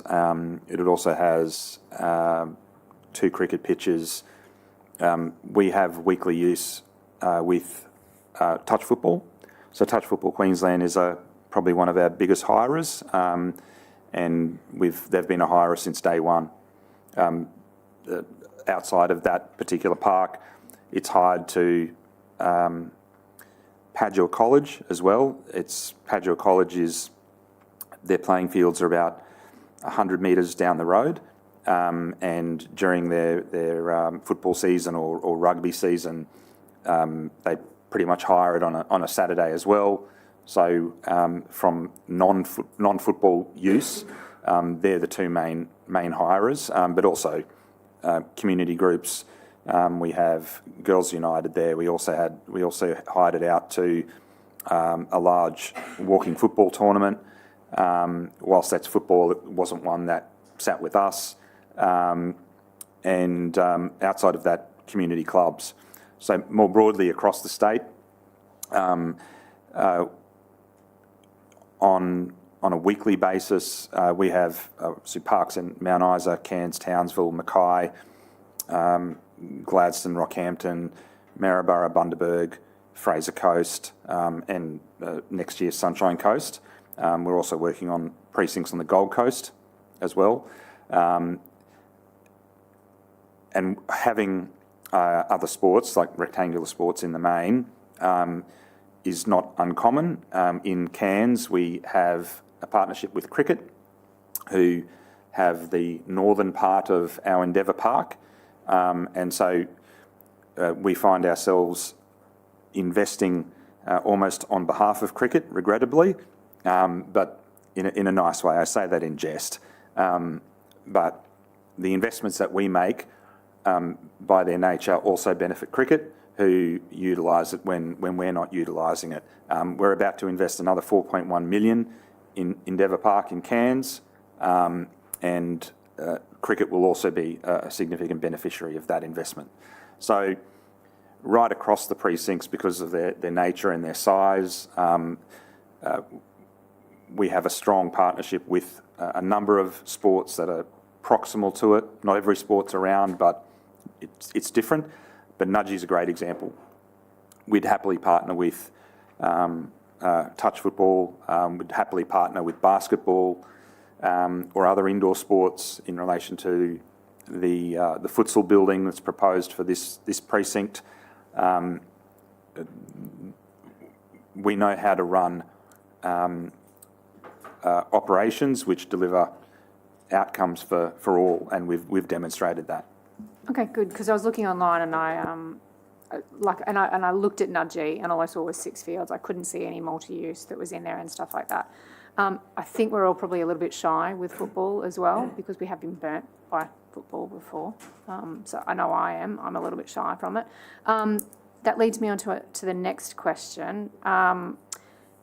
With Nudgee and the 6 fields, I'm going back to a quote that you did in 2023 with the 6 fields that it has 100% book capacity Monday to Friday. Are they still 100% booked Monday to Friday? I can revert to my colleagues, but as far as I know, yes. Sorry, through the chair, my apologies. They are still heavily booked with heavy use outcomes. They mainly now, it's evolved into a secondary campus for the football clubs that are proximally located to it. So there's a couple of clubs which are, a kilometre away or thereabouts. They're probably the heaviest users Monday to Friday outside of touch football, and we think that's a great outcome because most of our clubs are landlocked and their ability to grow is constrained by their green space. So we solve that problem by providing the precincts, is that they have their capacity at their own venue and then we provide the overflow. That's the only model that we've been able to come up with that allows us to continue to grow football. Because we understand that LGAs across the state simply can't roll out new football fields or any sport fields on a yearly basis just to accommodate our growth. So we have to be innovative on how we do that. And the only way we can do that is by hub and spoke models with precincts in between. We provide a precinct that works efficiently, clubs can grow beyond their green space, and then they use our precincts for overflow. That's the model we deployed. And if I may make a comment to Council's previous experience with football, they are not us, and we had no involvement in their administration or their governance. A private business in a private league, that doesn't sit within our governance structure. We do not behave that way, and we have not behaved that way.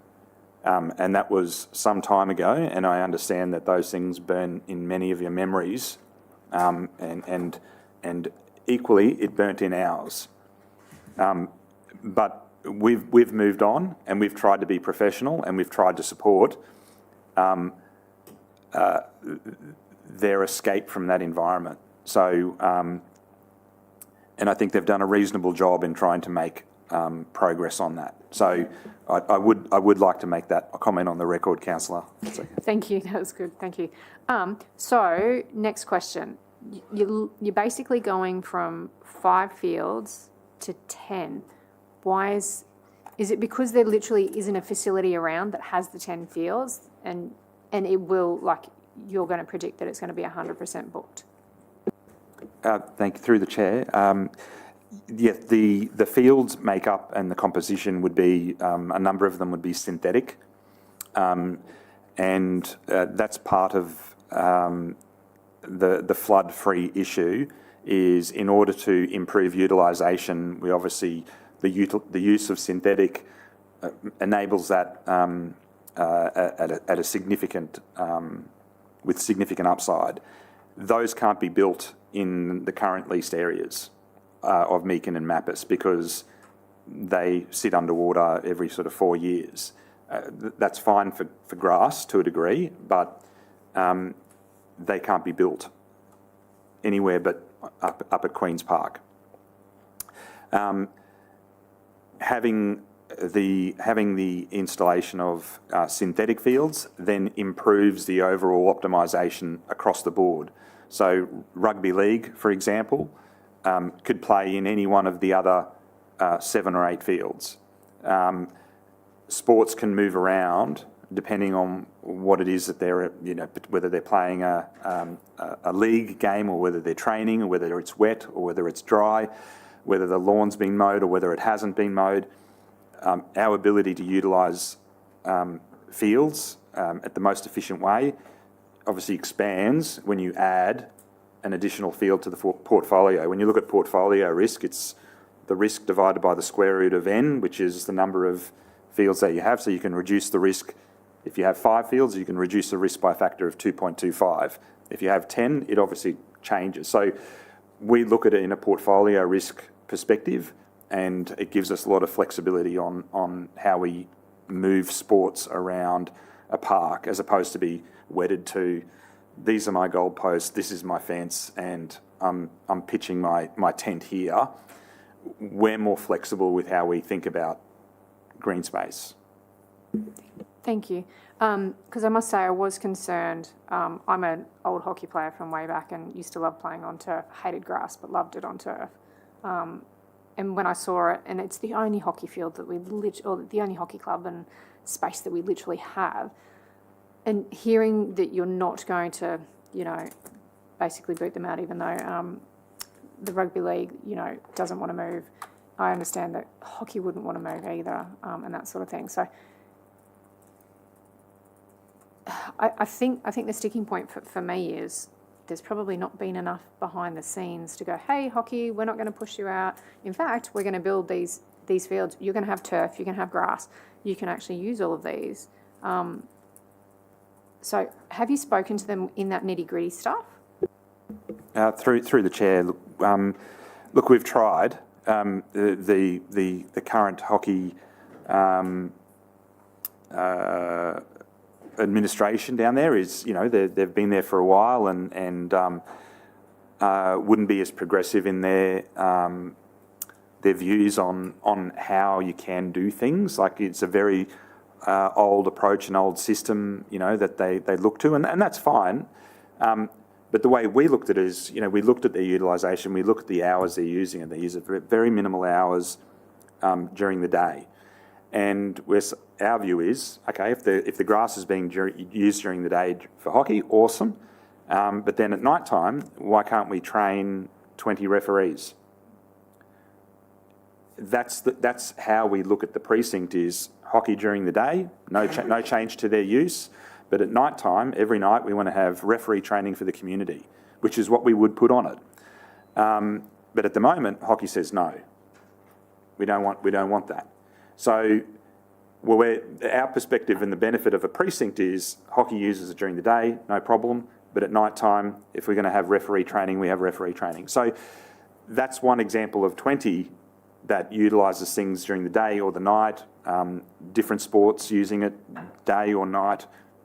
That's the possibility, and that's what we're looking to do. So it's not kicking anyone out, but it's just saying, when you're not using it, what could it be used for? And that question's not asked enough, in my view. Probably not. I do like multi-sport facilities. I just have one more point. In your little proposal, it's got stage 1 comments, and it's at a cost of $8 million. What's stopping you from delivering this now?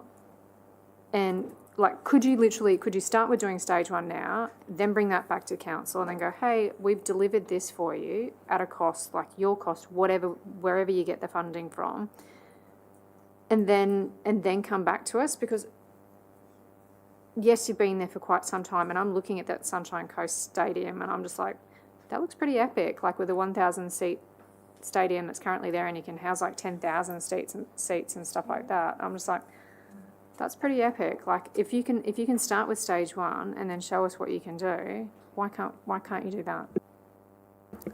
Through the chair, that's an excellent question, councillor. The main problem is stage 2, which is obviously the provides the overall utility with synthetic fields, futsal building or indoor building utilised by basketball, futsal, other indoor sports. That can't be done unless it's flood free. So to invest in the first stage would be totally fine, and we would be open to that.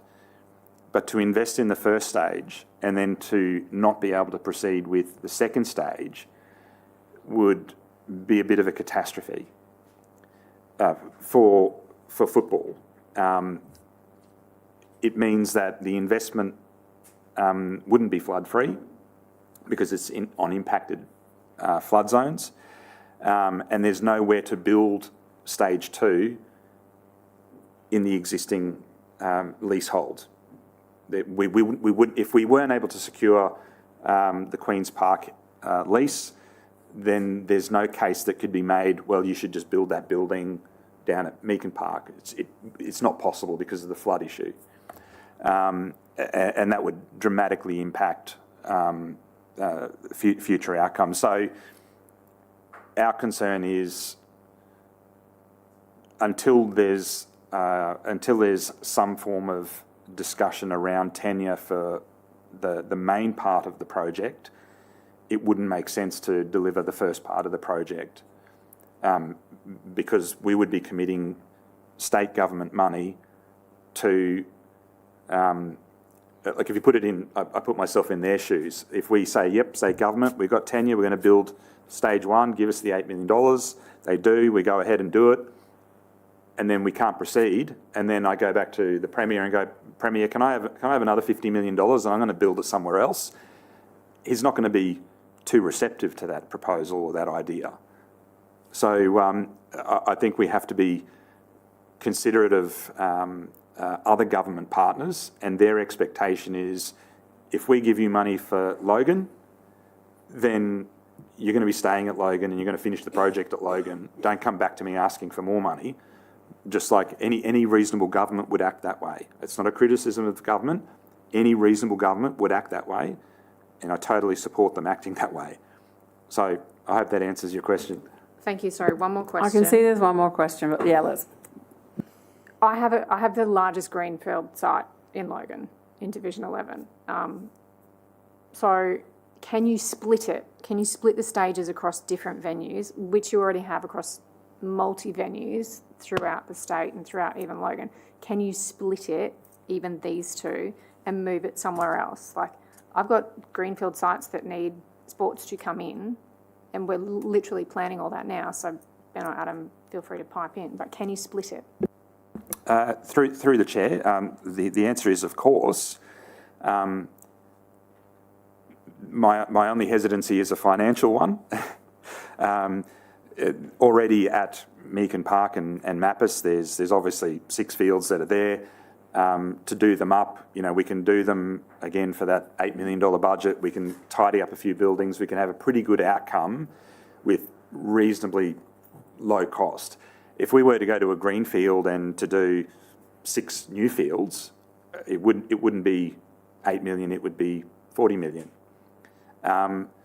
So the answer is, I'd put my hand up and go, absolutely, I'd love to, but that would be a very different financial ask of and contributions of various levels of government. I suspect, I'm not saying it would be for sure, but depending on the site, but I suspect the cost would be a lot more.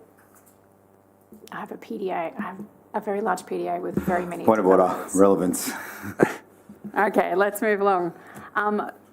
Councillor Bradley, thank you very much. Thank you. I'm not feeling the best, so my apologies. I'm going to leave after I say this. On page, and can I just say, you have had over an hour in that chair, and that's probably half an hour more than I've ever seen presenters being having a delegation. So you've really had your 2 cents worth and more today, so thank you. But on page 21 is a recommendation. Mr. O'Brien, can you maybe talk through that recommendation as a way forward, because like this conversation's been going on for quite I'm sorry, a while. Councillor Bradley, we're probably not up to that yet. I appreciate that this has been a long meeting. Can I please just ask the question? No, I'm about afraid the- not. We're just not to that yet. We've got some, there's actually, I've got someone who wishes to ask a question of you before you head off. Thank you for your time. Point of order. It's inappropriate for the meeting code that we've asked the question, she's ignored the chair and just walked out of the room. Well, Councillor Bannon, I can't kick someone out of the room who's not in the room, so. No, it's not kicking them out of the room.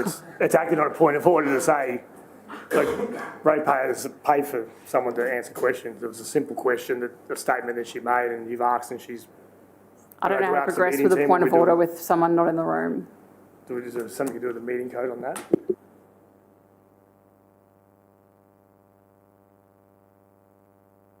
Yeah, she does have the option to leave the meeting. So ratepayers At her pay someone leisure. that could just run out whenever they want. I understand. All right. Okay, I have next is Councillor Lane. Thank you. Thanks. It was one quick question, which is kind of along the theme of Councillor Wilcox. So we got some wonderful land out in the west that's just waiting for some new footy fields and things like that. I'm wondering whether it's not, if this doesn't progress today, whether it's within Football Queensland's realm to ask the state government for, you know, 1 or 2 mil to buy 20 odd acres and then actually create a proper precinct there, complete with roads and networks and what have you, to actually build up that vision that you have in the community. Is that something that, if the recommendation doesn't get up today, is that something you'll go back and look at and possibly progress? Through the chair, of course, as an organisation, we are open to working with government on any possible outcome. Absolutely, and it's being open and transparent. It's not dissimilar to proposals that other local governments have made to us, because they know we're in Logan, and others have made a proposal to get us out of Logan, which is fine. Like that's normal. People. Everybody wants Some want a governing body in their LGA and some of the things that brings, and that's fine. We'll continue to work with governments across Queensland. In relation to your question specifically, we would be happy to have a conversation, of course, but it would be a matter of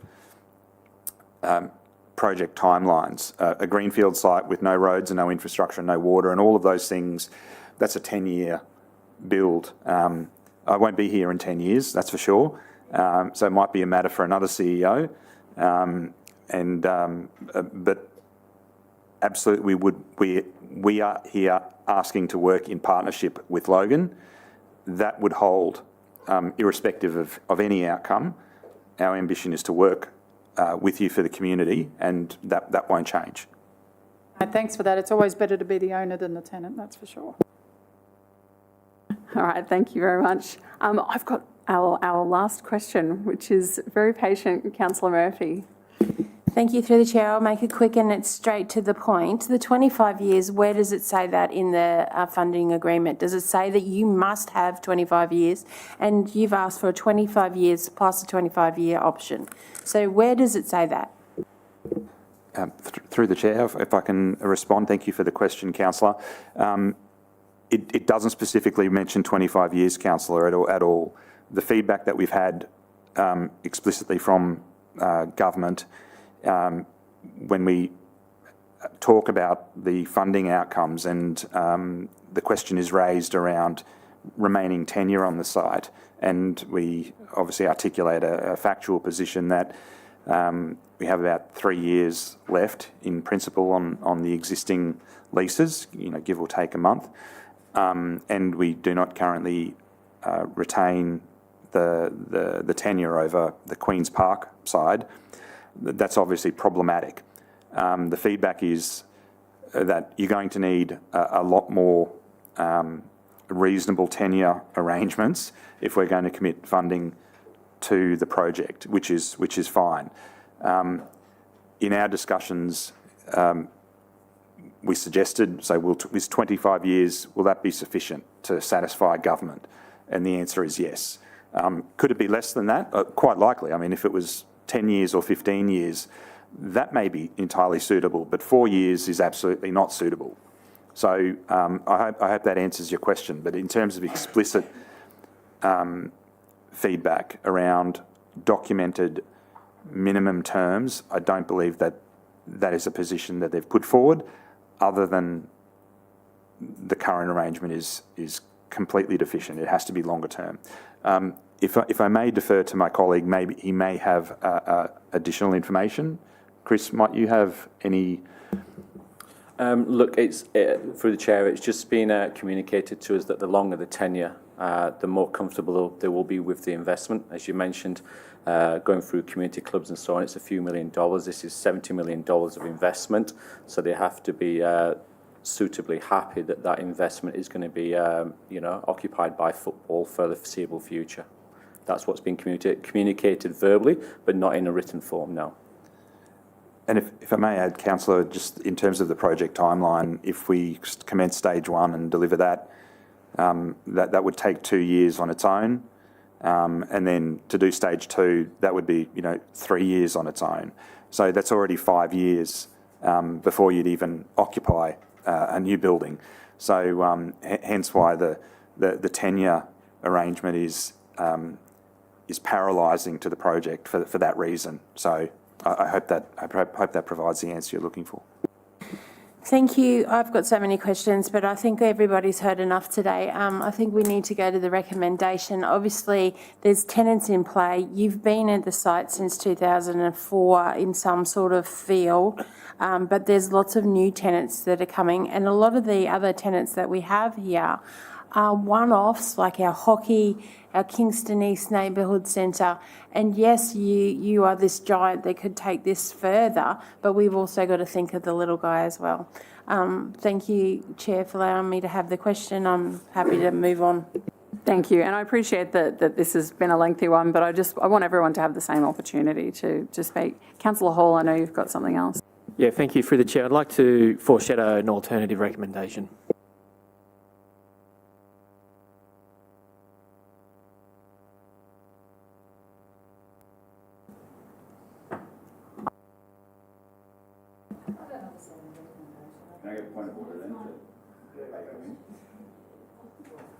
So that we can have a discussion about the motion, rather than we don't. Thank you to Rob and to Football Queensland, but we could just move the first motion, which thanks them for being here and for their time, and then we can move on to just discussing the motion rather than having a whole separate debate with Rob sitting there having to sit in the chair for another hour. That's very fair, and I do have that on my piece of paper. Okay, all right, let's do that.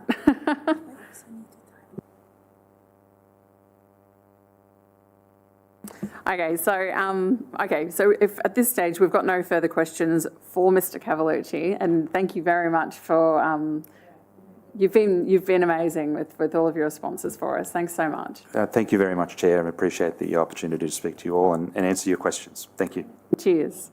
So what we're going to do now is we're going to table the PowerPoint presentation. Do we have a mover for the motion displayed on the screen? Yes, Councillor Jackson. And are we going to fight for second? All right, Councillor Murphy for second. Do any councillors wish to speak to the motion? Excellent. And I now open the floor to vote. All those in favour, please raise your hand. Wonderful. So the motion's been carried unanimously. And so I guess we're going to just move over to have a chat with Mr. O'Brien just to see should there be any last questions directly for him. But yes, I'd just like to thank the entire team from Football Queensland for the time that they've spent with us here today. It's an open gallery, so should you choose, you're very welcome to stick around. So Ben, does anybody have any questions directly for Ben? Yep. Councillor Lane, jump in. Thanks. So on the one hand, the recommendation, just kind of a bit flip-floppish, so that council is supportive of the State Home Football Precinct Master Plan and that based on the information currently available, cannot provide support for basically the master plan. So Okay. I don't understand that. Okay. Flip-flop. Thank you for the question, Councillor Lane. My apologies if it seems to be flip-floppy. The intention, and I hopefully will articulate the difference, is the support of the master plan, as we've deemed it, is an infrastructure master plan that seeks to provide football facilities, so synthetic pitches, which is strategically over the medium to long term going to be needed to provide a more optimised rate of utilisation rate of these fields across the city, indoor facilities and the likes, and facility improvements. So from an infrastructure perspective, I would contend that that site needs the infrastructure uplift, and especially if we're seeing the numbers, the growth in football and onwards. So the support of the master plan, which is typically the proposed infrastructure and the functionality of the site, is what that intention was. The next recommendation is that based on all the current information available, including which talks to tenure, and that becomes the entity and who controls that site. So in that regard, an extension of the current lease, and we touched on the fact that Football Queensland have 3 leases out there at the moment. One of them is commercial. I think Councillor Stemp asked that question, and that's a 2014 lease. Those conditions are very, very outdated, and we wouldn't extend that current lease. So that's a technical element we wouldn't look to extend on that. And then you've got the 2 and 3 leases there as well. So there's some elements around tenure. I've raised, the conversation has been in regards to timeframes and those horizons. 25 plus 25, so 50 years, does lock council in and limit the flexibility to meet whatever community demand may develop over time. So that other recommendation is based on all the information we've got. The funding at this point in time, there's too many questions to recommend to council that we support the tenure request of 25 plus 25 years. The first one was purely around the master plan in and of itself.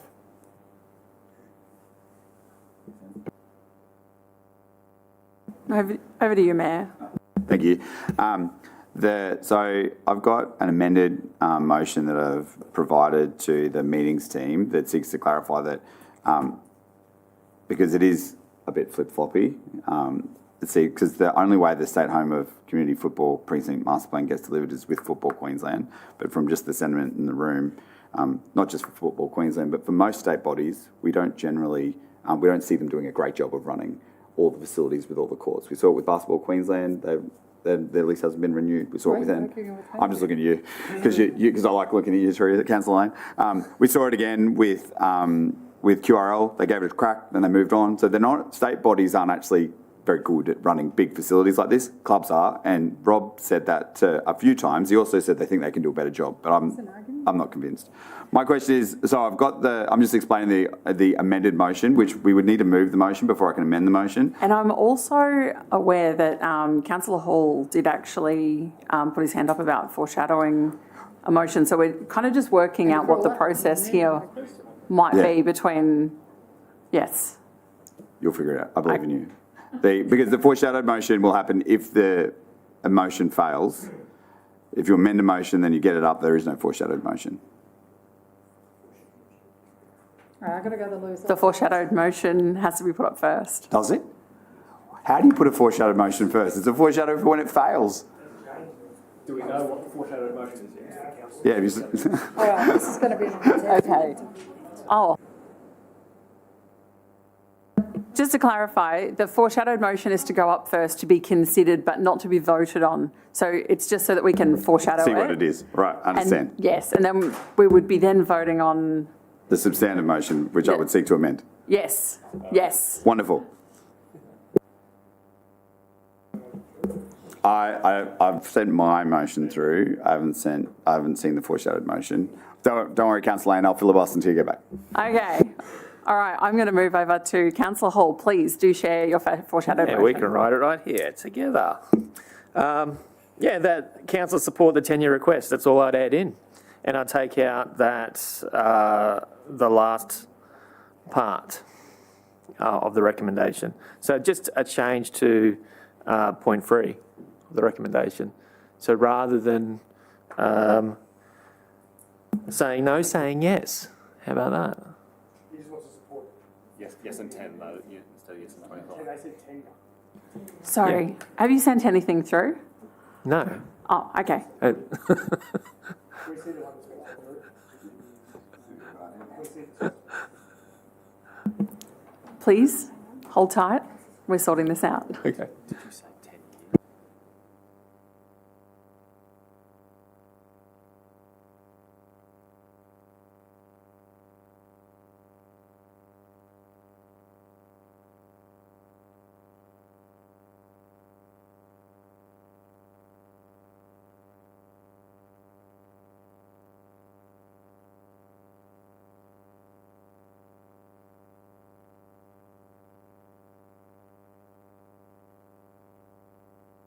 I think we're back in the interesting world of amended versus alternate versus foreshadowed. So,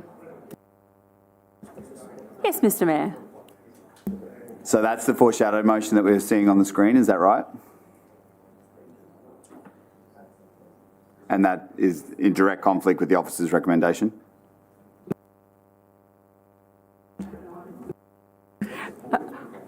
Councillor Hall, are you happy with this as your foreshadowed motion? I'm comfortable with that as my foreshadowed motion.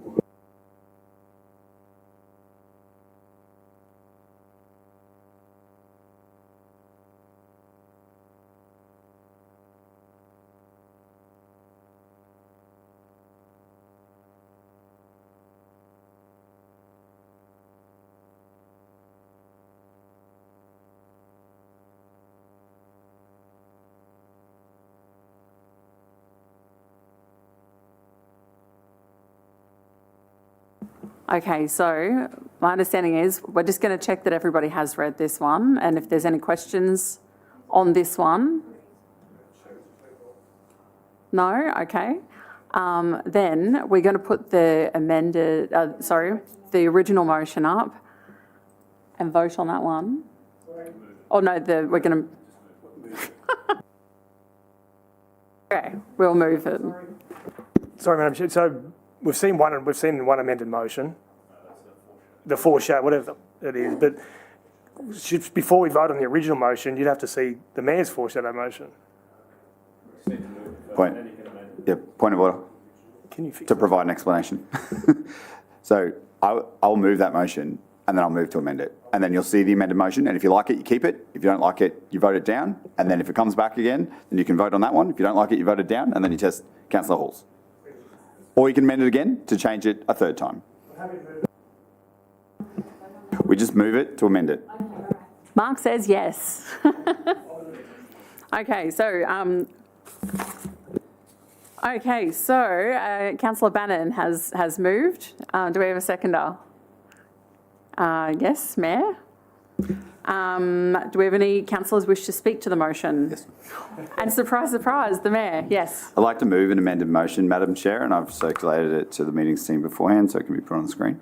Wonderful, thank you very much. I'll speak to the motion while it gets brought up. The intent of this motion is to make it clear we're not supportive of the State Home of Community Football Precinct Master Plan because it would have to be delivered with Football Queensland, and the sentiment that I've picked up from the room today is that we're not supportive of them holding such a long tenure, which is a critical requirement for their outcome. Rob Cavalucci said there that if they don't get this lease, then there's really no point in them being there. Like the whole thing becomes untenable. Even stage 1 can't be delivered. Given that the lease is running for another 3 years, and I would like to see grassroots football get in there as soon as possible rather than just spinning our wheels for 3 years while they look for another council to go to, which he also said they had other offers waiting. I'd like to, this motion seeks with clause 4 to ask officers just to undertake a review of the performance in the lease. So if Football Queensland wants the option to say, you know what, we've got somewhere else to go, we're going to take that option up and we'll step out of the lease, then it's easy for everyone to achieve that and a report can come back to a future thriving community committee meeting for consideration. If councillors don't want to go that far, you're welcome to amend my amendment to remove clause 4. I'm not going to die in a ditch over it. But I just thought that while we're here and we're saying no to this, we want to give them an easy exit and also get the fields back to being used by community instead of being used by a very limited number of people week in, week out for the content that Football Queensland runs rather than the content the community wants to see. I've got a couple of questions. So firstly, Councillor Lane and then Councillor Stemp. Thanks. I'd like to see point 4 removed. Councillor Stemp. Thank you, Madam Chair. I still don't understand why we even need to. I don't understand why it matters whether we're supportive or not supportive of the master plan. I don't see the relevance personally. And if somebody wanted to, being a peppercorn lease, or I know the commercial side might be different, but if someone wanted to end a lease early, they can come to council regarding that anyway without having a recommendation. Is that correct? Is that right, Ben? Melissa, can I refer to you there? Technically, it'll be there'd have to be a mutual agreement, like one party providing that they're meeting obligations of the lease, then it can't be breached. But Melissa? Through the chair, yes, that's correct, Ben. If both parties agreed to surrender the 3 leases that are on foot, then we could enter into that agreement and remove them from the title. Okay. Sorry. Yes, Mayor. Just to provide some clarification, my preference is that we would just terminate the lease and give them 12 months notice, but we don't have any process for doing that because we've never checked to see whether they're meeting their KPIs and all that sort of thing. So this allows that process to go through. What I don't want to see is that they spend the next 3 years using it as office space, which is what's been happening for the last 14 years, with very limited community activation. I would like to get the community in there sooner rather than later, rather than having it sitting there as like a state football body that's doing great work for their code and doing everything they can to activate their content, but isn't actually what the community wants to see. The community wants to know why they aren't playing football on that week in, week out, and we have no answer to that question. Clause 4 just seeks to give an opportunity for us to identify if that would be a better use and terminate the lease if Football Queensland are amicable, or not amicable if they're not meeting their KPIs. Just gives a little bit of stick. Sorry, Madam Chair. So why haven't they been under the same scrutiny as other leases in terms of KPIs and so forth? That's the thing I don't understand too. Like, why every other lease... I mean, I know you have all your community organisations, they go through the KPIs. That I didn't realise was different. Ben? Thank you for the question, Councillor Stemp. It's something in regards to KPIs, they're typically around facility management and governance. There are loosely high-level activation KPIs.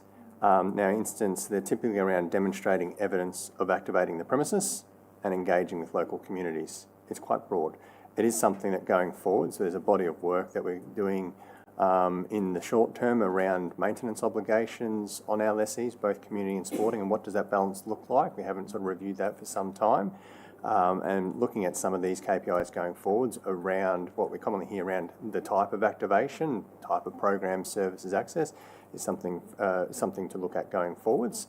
Our existing activation utilisation KPIs are quite broad and high level. So we do look at that with our lessees. We would argue, and this is why I think in 2024 we've got an activation plan of how the fields are being used and who's utilising them. So suffice to say, the evidence is to provided that they are activating the premises. The question that we can't determine under lease is what is the benchmark for that activation. It's subjective at this stage. I am going to refer to Mark at this stage because we've had a little bit of a hiccup on process and we'd like to do that properly. Okay, just through the chair, so the motion which has been sent through by the Mayor, that's an alternate motion. It's not amending the current motion. So what we need to do I'm amending the current motion. That is what I'm doing. I sent you the words. I'm amending the motion. Sure. I don't know how, like, if I say, Madam Chair, I'd like to amend the motion, staff don't then get to tell me I'm not amending the motion because I've moved to amend the motion. So I think we've recently had some conversations about there's a difference between amending, but I if it's possible to call over Sheree. Oh, yeah. Through you, Madam Chair, Mr Mayor, I do believe that what you've put forward is an alternate motion, and that's because it changes the intent of the original motion. It does that in two ways. In recommendation 2, it previously had that council support the State Home of Community Football Precinct Master Plan. Your motion has changed that to not support, so that is different to the intent of the original motion. That alone, plus with the addition of 4, in my view, means it needs to be dealt with as an alternate motion. It being dealt with as an alternate motion means that the officer's original motion needs to be put and voted on. If it is lost, then you could put forward your alternate motion. That was easy. So can I ask through the chair? So can I just remove 2 and 4? I'll take advice from the city solicitor instead of from the peanut gallery, thank you. Through you, Madam Chair, my view is that if you removed 2, it would really have the same effect, because the current 2 was that council is supportive.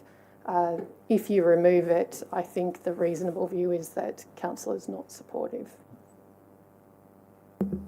Okay, I disagree with you, but that's fair.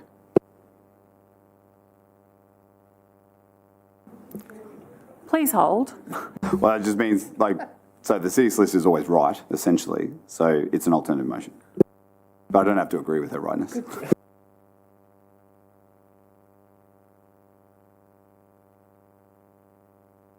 Okay, we're going to put up the original. We're going to test the original. Okay. Do we have a mover for the original motion displayed on the screen? Oh, we've done that. Oh. Okay, so we've moved, we've seconded. Does anyone want to speak to the motion?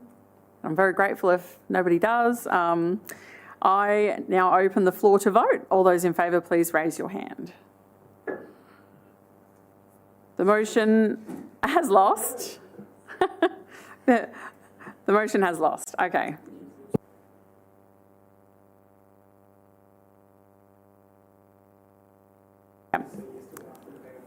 Okay, so we are now going to consider Councillor Hall's foreshadowed motion. Is there a mover for this motion, which I imagine will be Councillor Hall? Have we got a seconder? Oh, yes. I'll give you a moment just to have a glance over it still. No one's reading it, so do we have a seconder? We do not. Do any councillors wish... Oh, it's failed at that stage then? Okay. So we will now consider the mayor's.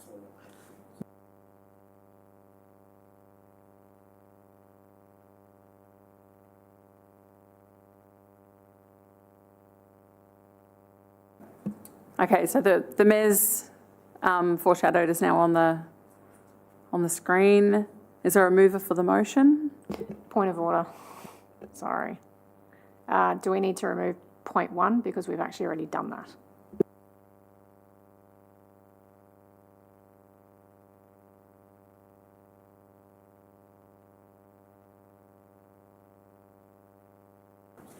Yeah, so we need to actually thank them formally, and also you can never say thank you too many times.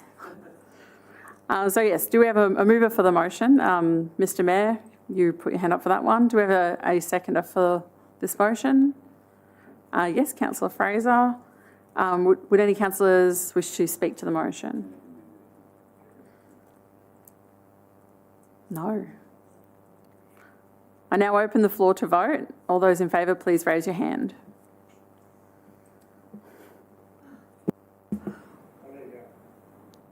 Okay, it looks like this one has carried. I might get everyone to go around the room, please.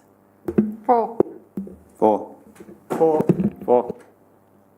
Against with a reason. I believe this council has missed an opportunity for a $75 million investment by a long-term long-term organisation that we have had as a tenant for a facility. Thank you. 4. Against with a reason. Clause 2 isn't necessary and Clause 4 should require more assessment before adoption. 4. I'm for, and I've already shared my concerns over number 2, but it's fine. I'll abstain with the reason that I'm a bit dubious on point 1, point 2, and I would have actually liked more of point 4, more assessment being conducted. This is a hard one. I'm not against, but I'm just going to abstain at this stage for the vote. Thank you. Thank you, and I'm going to abstain for similar reasons.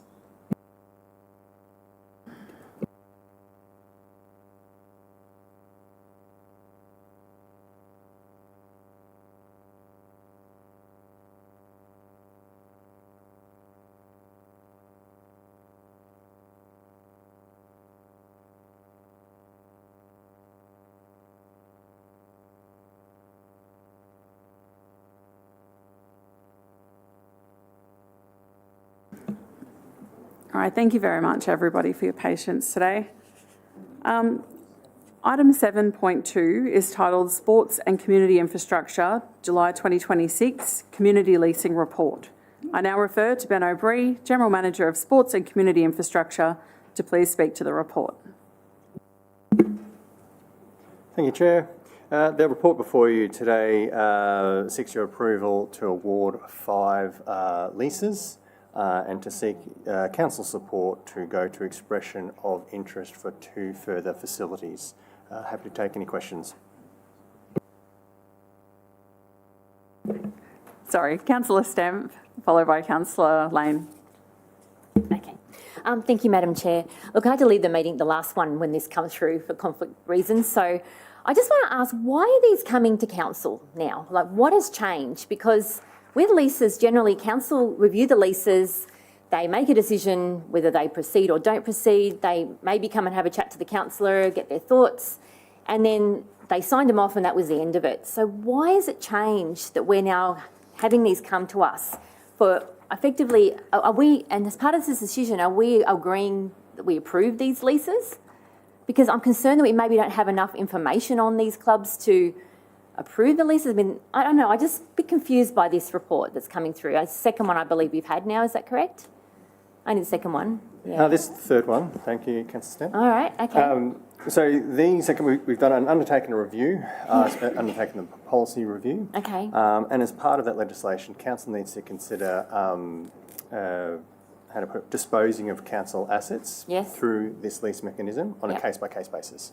So somewhat before, whilst the process is still the same, that used to get approved through that lag group to use the exception under local government regulation, then to dispose of the asset through a lease mechanism.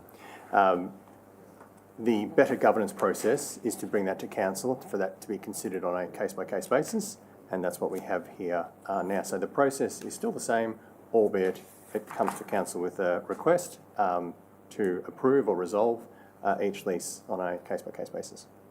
Okay. Over to you, Councillor Lane. Thanks very much, and thanks very much for this report. Radio Logan, or 101 FM, is absolutely amazing. They do a wonderful job. I'm super excited by the extension to their lease. The expression of interest to lease, there's 2 in my division, the Gould Adams Community Centre, or as we call it, the Yugambeh Dreaming Community Centre, which was what it was originally called. And the other one is the Logan Central Community Centre. Now, activation of those sites continue while this process is going on. What we want to see is great groups running these local facilities, and I think opening up expressions of interest allows a range of different groups and people with different ideas to activate the space to come in and do so. I will note that the Logan Central Community Centre is in fact the seniors centre.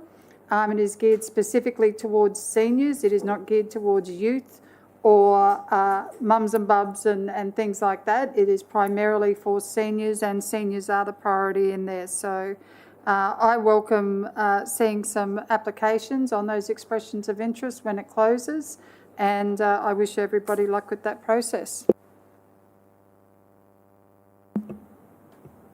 Okay, just a statement? That's it.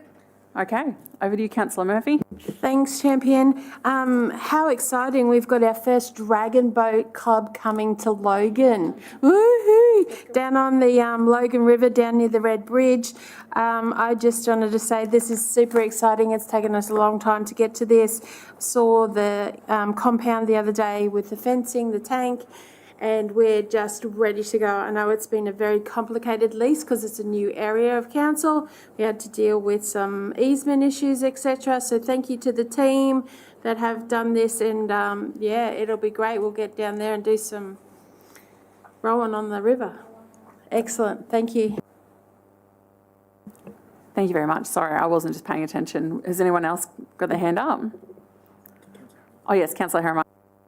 Thank you. Just following off what Councillor Stemp mentioned, I agree with the sentiment that at the end of the day, the things we are voting on is applying an exception under a section of the local government regulation, and that's a councillor decision. So as a councillor applying that provision in the regulation, I want to have as much information that is reasonably available to me. So looking at the information that is provided, it goes over an aerial image of the property, has a community exemption justification, and some very high-level phrase-long sentences around the lease term and fees and everything. I think it would be reasonable for council officers to provide to councillors more information, like their KPI assessments over the years, if any were conducted for previous leases, things like a report on the condition of the building when a previous lease was started and when this lease is considered, so councillors are confident that they've practiced their due diligence, they've read the information, and they can agree to apply the exception. So under that regulation. So if council officers can look into providing more information in the future, I think it would benefit everyone. Thank you very much, Councillor Harriman, and I apologise, I did unintentionally jump over your name then. Any response with that? Thank you, Councillor Harriman. Happy to consider that further information that Councillor Stemp and yourself have raised. Do we have any further questions? Oh, okay. So Councillor Murphy is very happy to move. Would somebody like to second? Yes, Councillor Lane. Do any councillors wish to speak to the motion? So I open the floor to vote. All those in favour, please raise your hand. Okay, so that's everybody with the exception of Councillor Stemp. How do you vote? Thank you, Madam Chair. I'm abstaining today because I would like additional information in the future on membership and others, just a bit more of an understanding of what these entities are. And, you know, we talked previously about activation, and I'd really like to understand how some of these places are actually activated. So that would be what I'd like to see for the future in these reports. Thank you. I'm actually going to abstain as well for similar reasons. So we've had a pretty long morning. I just wanted to test with the room. Would people like to take a 15-minute break or just push on through? All right, I'm getting the keep on going vibe. Yep, no, I'm good. I'm good. Okay then.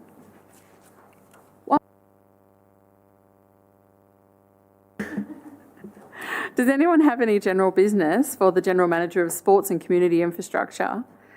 Ben? No? And Ben, do you have any for us? No, thank you, Chair. Well, please have a wonderful rest of your day. Thank you very much.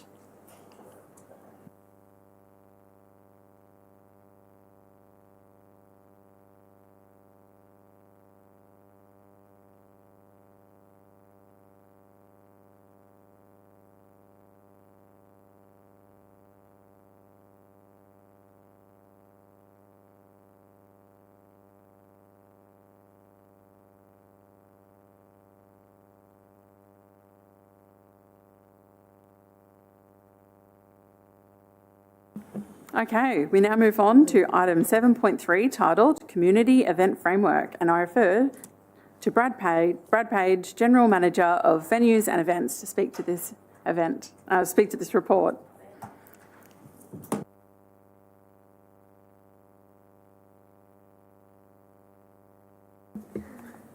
Good start. I've done that twice. Yeah, very consistent with the morning. Thank you, Madam Chair. A quick thank you to Ben O'Brien for warming up the crowd.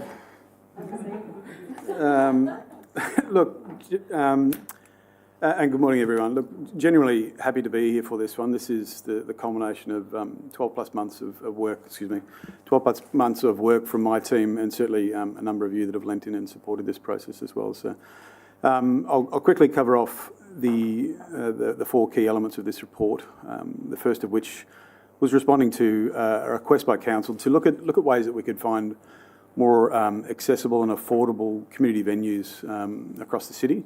I'm pleased to say that that's since been dealt with as part of the budget process, the 26-27 budget process, whereby council endorsed moving the existing 30% discount for eligible groups to 60%. So that's now locked and loaded and is in place since 1 July. So thank you for that. The second component is, again, responding to a council request to look at transitioning events that we traditionally deliver within my branch through Ellie's events team to more of a community-driven and a council-supported suite of events. So again, happy to confirm that that's underway. We've commenced, I guess, the low-hanging fruit, the easier of those community events have been started transitioning. The more complex ones we will keep focusing on for the next 12 months because they're likely to include additional stakeholder engagement, potentially coming back to council for input and even direction for some of those as well. The third element of the report talks to the Events Partnership Program. So you may recall that is essentially the multi-year sponsorship framework that we've been talking about for quite a period of time. This is probably the most exciting part that I think has got some really big opportunities for the city, and I know I've engaged with a number of you in that space already.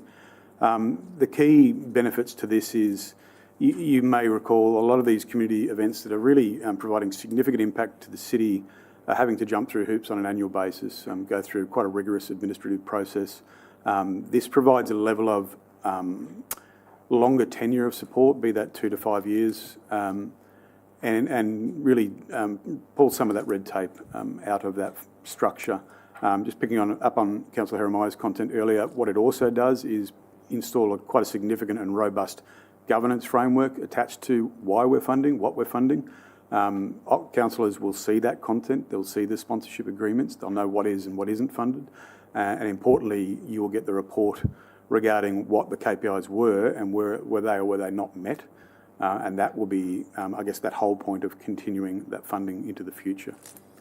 And finally, we've taken the opportunity to update our event terms and conditions, primarily to ensure that the events stay true to their original intent of being community accessible and enjoyable events. So, as a package, really happy that we've landed here. And again, just a quick thank you to everyone that's helped on that journey, and happy to throw it back to yourself, Madam Chair, for any questions or comments.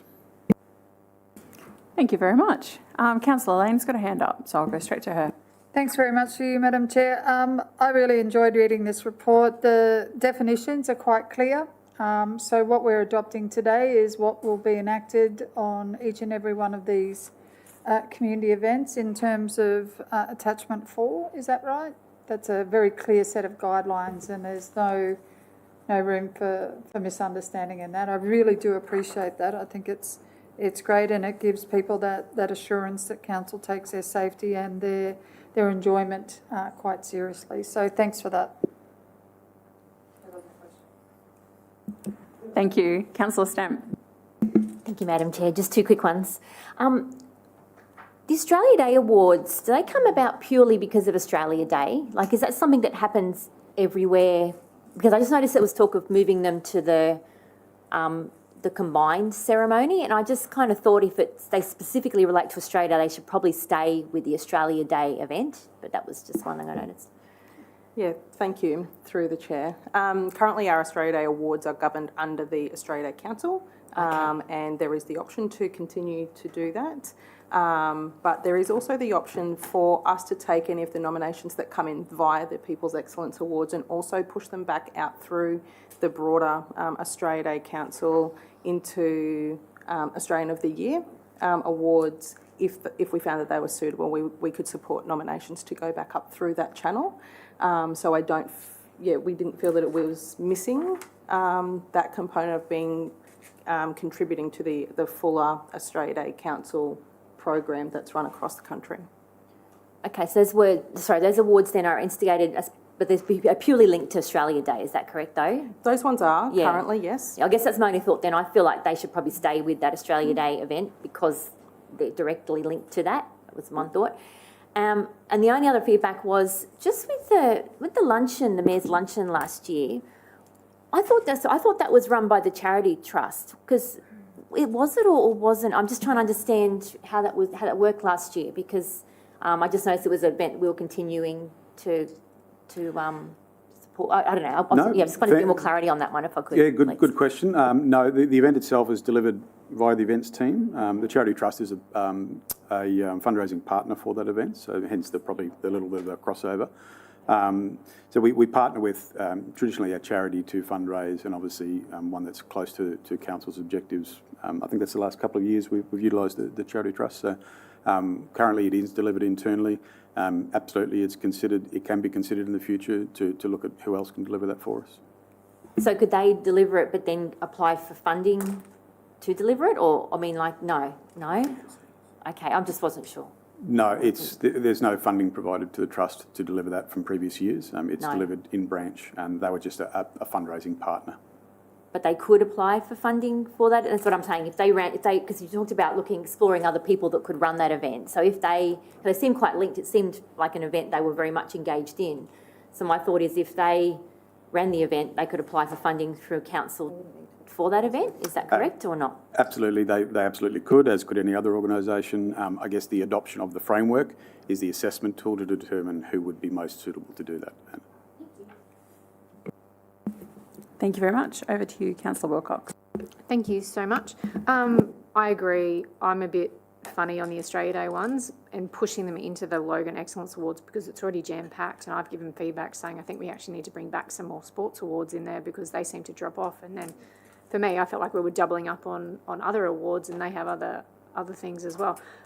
My concern is that if we take out Ignite, Imagination, Leaf and the Seniors Big Day out especially, and transition them out of council, will they still get delivered if someone else takes them over?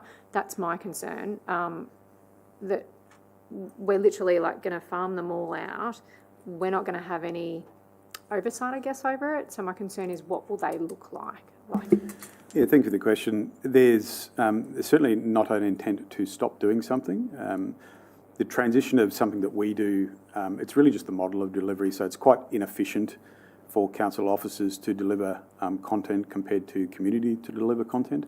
So the intent would be, if we were to seek an external delivery of Ignite, we would effectively fund it by a sponsorship arrangement. We'd become a partner in delivering it. We'd still have input and a say in how and where and what. Ignite's a very good example that we deliver an internal jobs expo, and then 2 weeks later the state delivers one at Logan Entertainment Centre. So you can see quite an inefficient sort of delivery for similar content, not the same, but similar.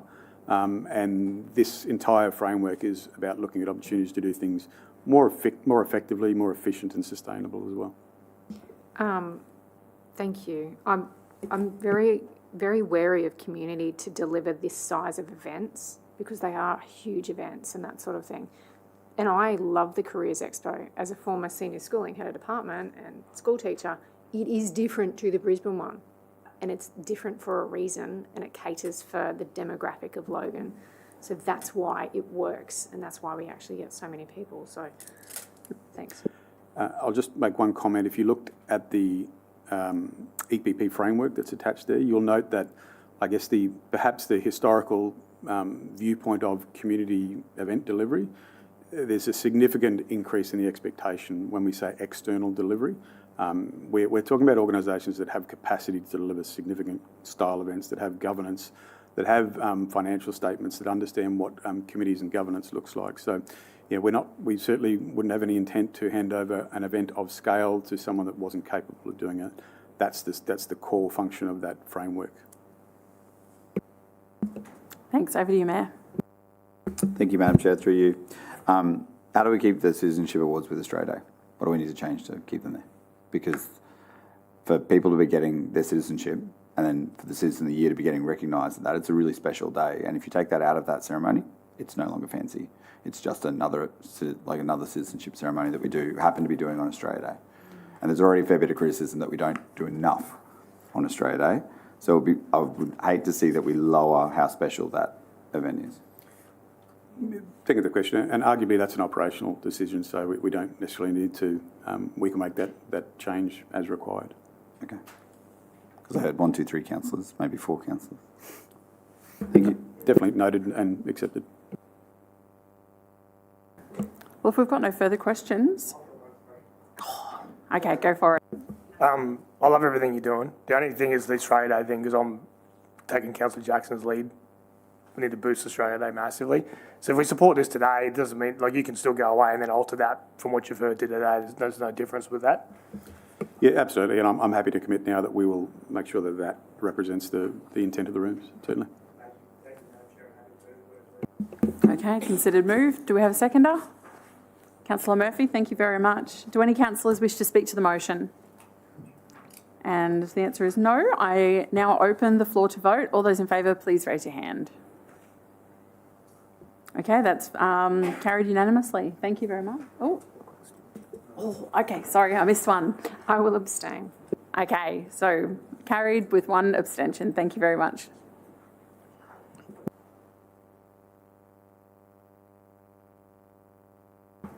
Well, that one went quick. Does anyone have any general business for the General Manager of Venues and Events?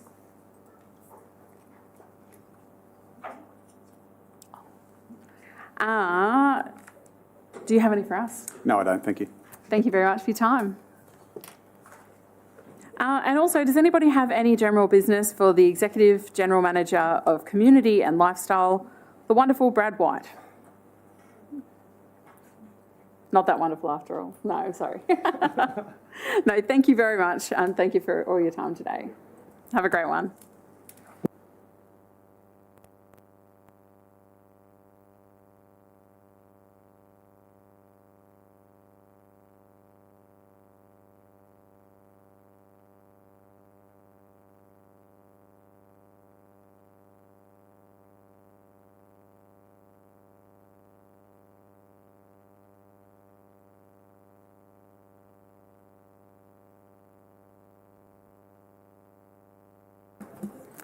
Okay, so item 7.4 is titled Western Sydney Delegation, May 2026.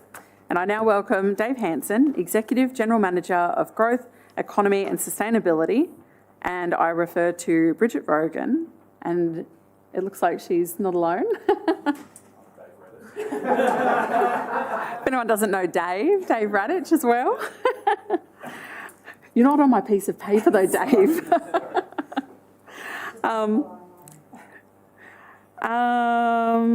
Yes, please, take it away. Thank you, Chair. So as a bit of a collaboration between Dave's branch and myself, we ran a best practice delegation to Western Sydney in May.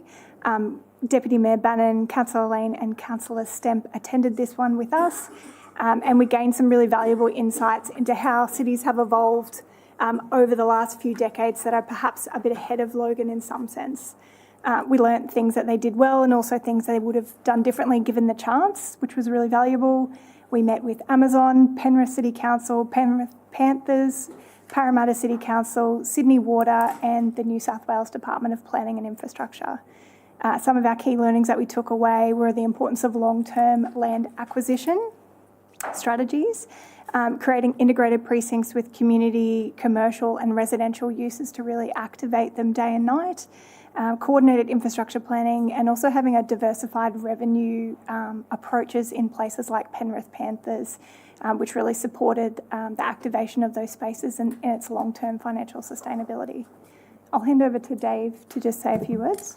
Thank you. It was certainly a very busy 48 hours out of Logan. So I just wanted to touch on one thing that I think is a great win for the city. So Amazon. So we visited the Amazon facility. I've never seen so many people and young people working in one facility. at any one time.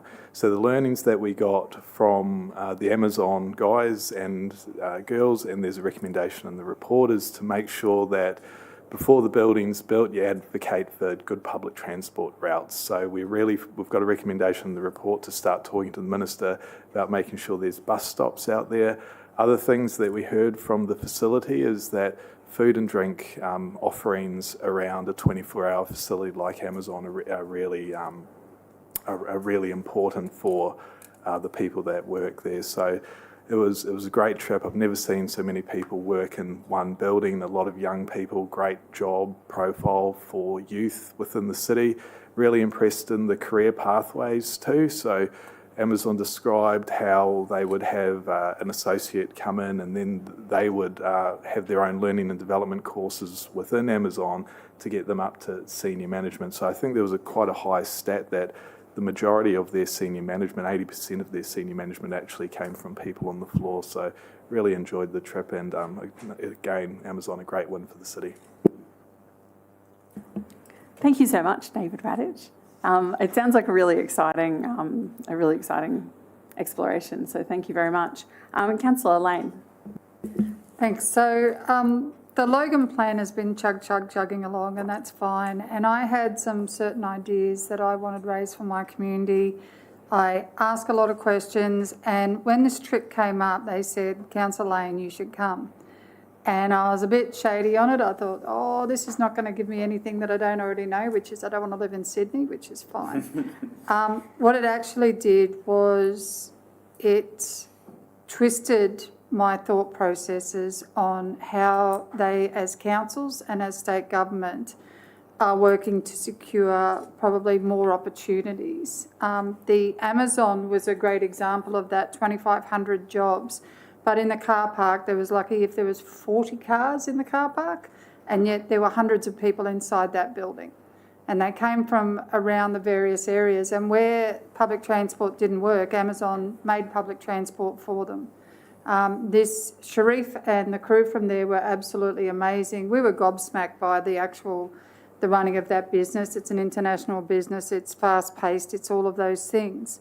But watching the actual enjoyment of the workers' faces throughout the facility was also great, as well as learning their giving back to community side of it. That was a real highlight for me, and I very much appreciate that, given it's going into Logan's West, and we've got a shortfall of jobs out that way. So for young people gearing towards employment in the future, that's a great opportunity. The most eye-opening part of this was learning that the state of New South Wales took over the planning for local councils and said, this is what you'll have and this is where you'll have it, and that's that. But they didn't just do that. They actually allowed the councils to fight back in some spaces and say this didn't suit us.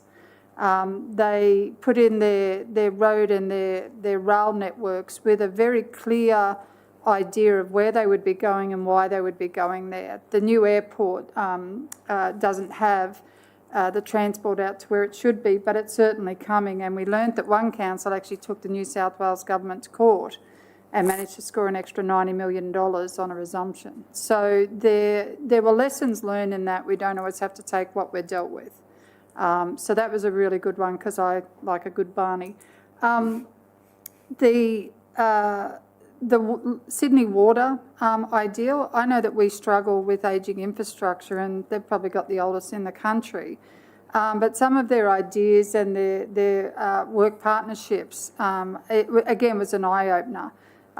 Talking to Penrith Football Club about their building of a social enterprise within a sporting community with over 100,000 members from their immediate surround supporting Penrith Panthers was absolutely phenomenal. Their community partnerships, their way that they encouraged overnight stays and businesses into their precinct, of which they own most of the acreage, was absolutely phenomenal. So when people talk about council trips, I'm always very hesitant in knowing that it's ratepayers' money that we're spending, and we spent bugger all, quite frankly.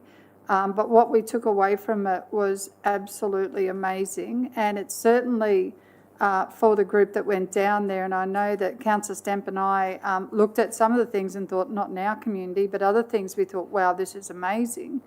It was really, really quite wonderful. So thank you very much to the team for setting up the appointments that we had. But also learning that a council was actually debt-free was awesome.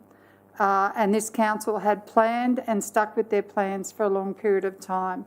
Councillors came and councillors went. The mayor came and went, but they actually stuck with the plan, and what they have now is a thriving centralised hub just out of Sydney, which has become its own mini-city in its own right and is drawing and attracting the likes of the ABC, government departments, major transport, rail and building networks, and it's actually benefiting the employment opportunities within that city. So thank you again. I absolutely support this report. I just thought it was a great trip, and I was, as I said at the outset, I was a little bit dubious, but blown away by it. Thank you. Thank you so much for sharing those learnings. It is really exciting to hear what's going on around and, yeah, the opportunities. Over to you, Mayor. Thank you, Madam Chair. Through you, I just wanted to thank the Deputy Mayor for attending in my absence because commitments in the city meant that I couldn't go.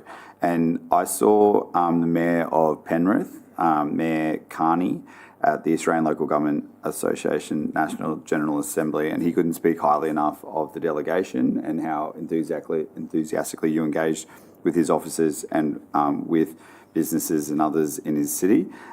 He gave me a bit of curry about Penrith being better than Brisbane, and I said, well, everyone's better than Brisbane, so we're going to agree on you there.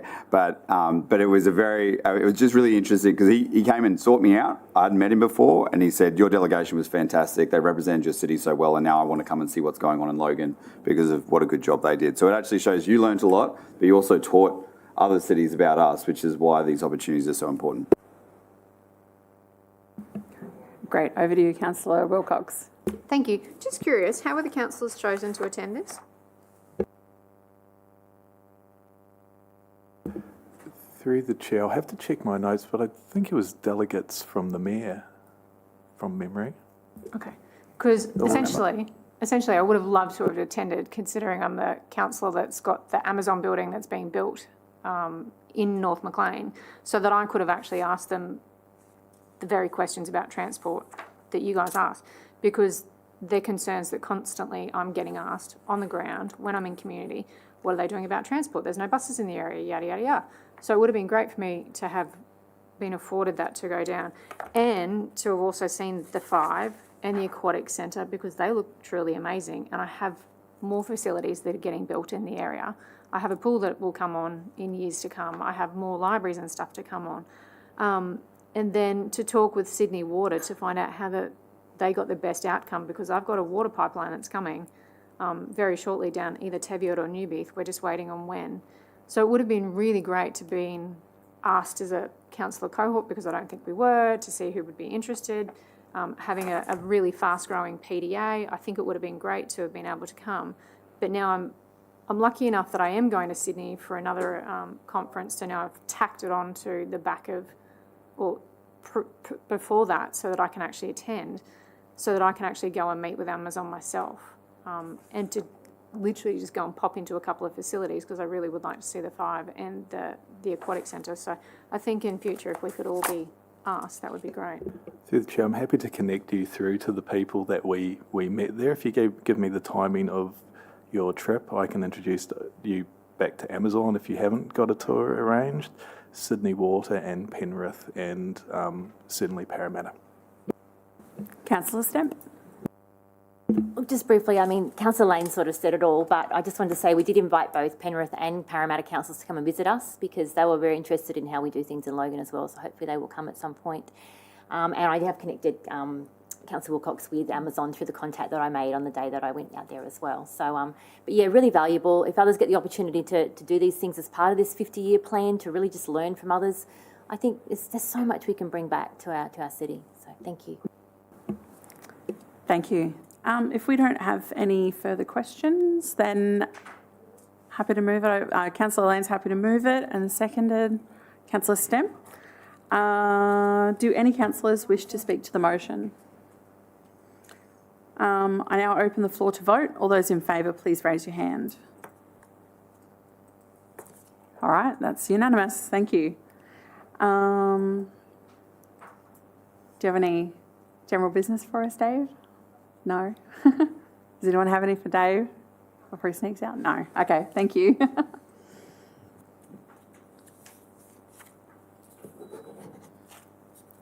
Okay, item 7.6. Have I skipped 5? Oh, sorry, I've missed one. Item 7.5 is titled LGAQ Motions 2026, and I refer to Bridget Rogan, General Manager of Transform Logan and Advocacy, to speak to this report. Thank you, Chair. So the LGAQ conference is coming up in October this year. So we have some new delegates who have been appointed from the councillor cohort, Councillor Lane, Councillor St Ledger and the Mayor as well. And we have 3 motions to put forward for debate at this year's conference. Those are removing rating exemptions on state government-owned land, and this one is in consultation with Redland City Council, aligning privacy and planning legislation for publicly available development assessment documents, and also fuel security and essential user status for local governments. Thank you. Happy to answer any questions. Any questions? Yes, Mayor.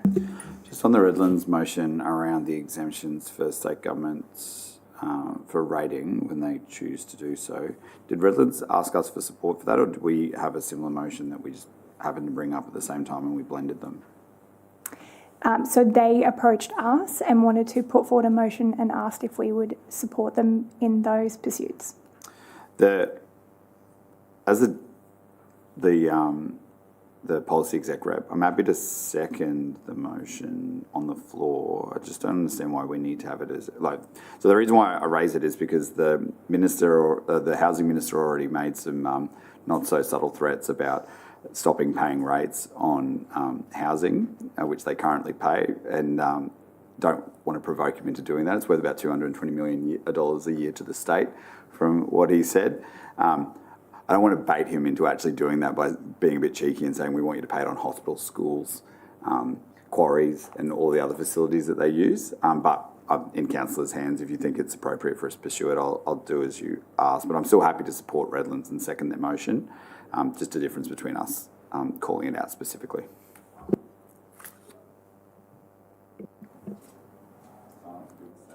Okay, that's good. Okay.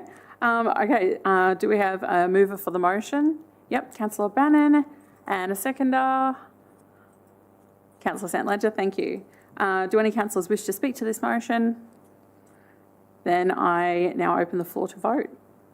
All in favour, please raise your hand.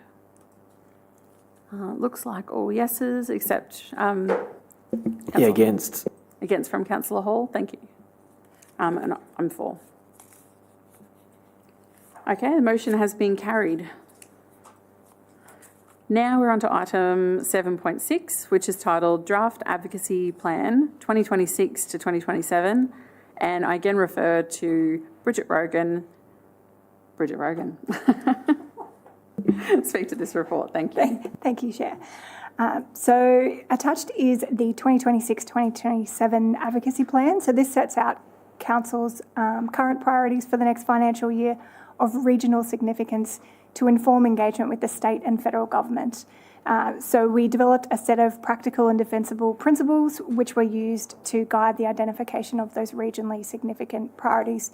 And we had 2 engagements with councillors, one to help set the principles and the second to help identify those priorities. So the priorities a lot around public transport, the Southern Gateway corridor, investment in our community infrastructure, active transport, some place-based initiatives, as well as a roads package upgrades around Teviot Road, Waterford Tambourine Road, Newbeath and Rochedale Road. The advocacy plan is set up to be refreshed annually to keep it as current as possible.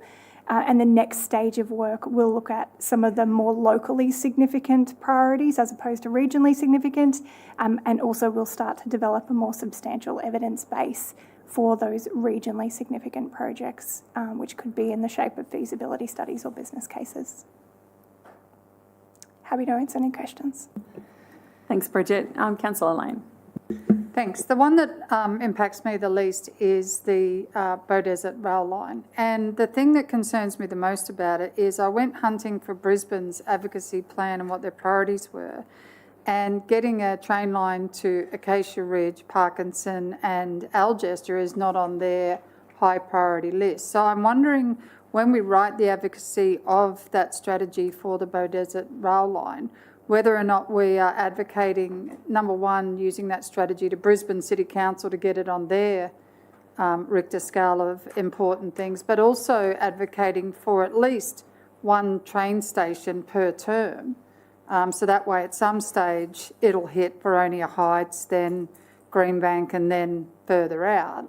At the moment we just have a figure that keeps blowing out, and I think that the strategy or the advocacy needs to be more about us advocating Brisbane to get them to start pulling their weight when it comes to that portion of the rail line. So do you have any views on that, or whether we can adjust the strategy or the advocacy to include that?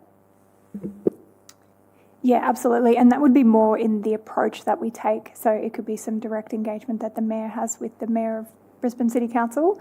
So I don't necessarily think it changes the priority. It would just change our approach and how we kind of push that one forward. Yeah, and I know that the planning's been done for the different train stations and where they can go. The problem is there's been no push to try and set governments to one station per term. I mean, at a minimum, that means in 20 years we're going to have train stations out in Logan's West, but at least we'll have something. And if we can lock that sort of thing in, we probably stand a better chance of keeping them to it than we would saying, there's a $2 billion project, come up with the dough, because that's just not going to happen. Yeah. Thanks. Councillor Stemp. Thank you, Madam Chair. Two quick ones. The Meadowbrook Green Lincoln Bridge, that's a state government project, isn't it? So we wouldn't be funding that. They'll basically decide if that goes ahead, that'll be on their decision. Is that correct? Like, it's not something that we have any part in as such? It is one of the ones that's packaged up in the City Deal initiatives. Okay. It's been flagged in the City Deal initiatives, but it is certainly a big scale of a project, and it would be driven by the state, funded predominantly by the state. But we would get the opportunity to provide feedback and so forth, because there's not enough information on it to see whether it have a negative impact on my residents or what the real benefits are, and there's a lot of environment. I know there's Gossia and so forth through that corridor. Again, just understanding what the real impacts would be of that. So we'd certainly have some input into that. Yeah, absolutely. Yeah, okay. And the other one was when you got areas, for example, the road infrastructure asks, where it's got, say, 4 projects, how is that prioritised? If someone comes and has a discussion with you, how is that being prioritised? Because there's not a lot of information in the report specifically. I'd imagine there'd be a lot more information behind that information. Is that right? So it really depends what the opportunity is, and a lot of this is also driven by the Mayor and his intel, that he has with different levels of government. So, for example, Teviot Road and New Beath Road were the ones that were put forward for the most recent round of RAF funding, because they best fit the criteria. So it really depends on the situation, I guess, whether it's a formal grant opportunity or it's we're using some of the Mayor's intel to drive forward a particular priority because there's an appetite at the state or federal government level to pursue it. Okay, so the options in there are quite broad, just depending on what opportunities come available. We've got options in there for whatever suits best. So that's fine. That's what I just wanted to say. Yes, correct. Councillor Jackson. Thank you. On page 120, with the priority and status thing, on the Logan Central Youth Centre, it says it's supported by Queensland government at 2.02 million and 840 by the Australian Labor Party election commitment 2022. Was it donated by the Australian Labor Party or by the Australian federal government? Could pick up Australian federal government. Yeah. Is that how we would normally express it, or we would say Australian federal government? It just stood out to me as weird. Yes, it is an anomaly. Okay. Yes, it would be the Australian federal government. Thank you. Yeah. Probably should be changed.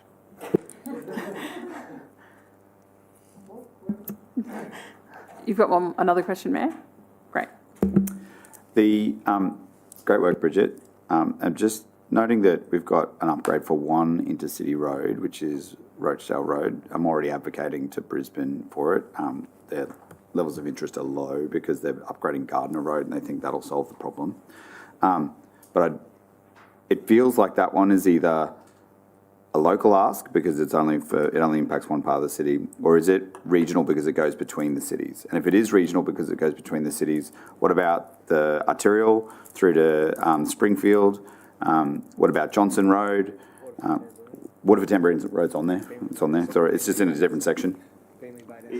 Bentley Bow Desert Road, and I'm sure there's some in Division 2 as well. So if this one is a intercity roads priority where we just we'd take a shot at anything that like would need a council and another level of government, then that makes sense. But I don't understand why we just pick one winner out of the entire city when there's a lot of intercity roads that are under pressure. So I think there's probably an alternative here that we could pursue, and I take your point that it probably does really impact that northern part of the city rather than being regionally significant and city shaping. So as part of phase 2, the plan is that we would package up a lot more of those local road priorities.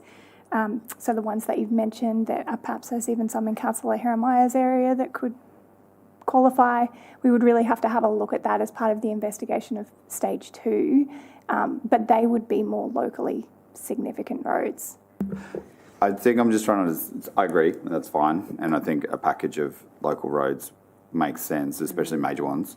But so this one's here, I assume, because it interacts with another city. That's why it's in the regionally significant category. So I've just asked, should we put the arterial on? Should we put Johnson Road on? Because I know those roads have been sitting on similar lists as Rochdale Road for a long time. And if we might be able to achieve funding for all of them, or there might be an appetite for one because Ipswich is ready to chip in some money for the arterial, but Brisbane isn't ready to do Rochdale Road yet because they're spending their priorities elsewhere. So I'm just trying to, rather than take Rochdale Road out of the regionally significant, could we put a number of regionally significant roads in, specifically because they're boundary roads that go into other cities where it's no longer just us asking for the state or feds to fund it, it's the state, the feds, plus another, or maybe 2 other local governments, depending exactly on where the boundary is. I'm sure that Councillor Stemp has some with Redlands as well. It just seems picking one winner out of all of those roads, when I hear about the arterial road nearly as often as I hear about Teviot Road, seems like a missed opportunity. Yeah, happy to take that on board and would ask councillors to put forward some of those suggestions, and we can work with the roads department on that one to include them. So we need to put forward an alternative motion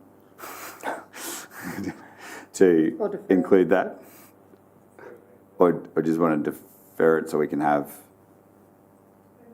depends if you know what they are. The world through the chair. Cherie. I would have thought we could craft an additional recommendation that talks about the inclusion of a boundary road region shaping category. I don't see why that's. We need clarity out of this discussion. Otherwise, we would have to defer it. And I think it makes sense to scoop them all up together in one category and be able to advocate together for all the roads that join other cities. Councillor Lane. Just on that, Madam Chair, boundary kind of puts a limit on me putting forward something for my division.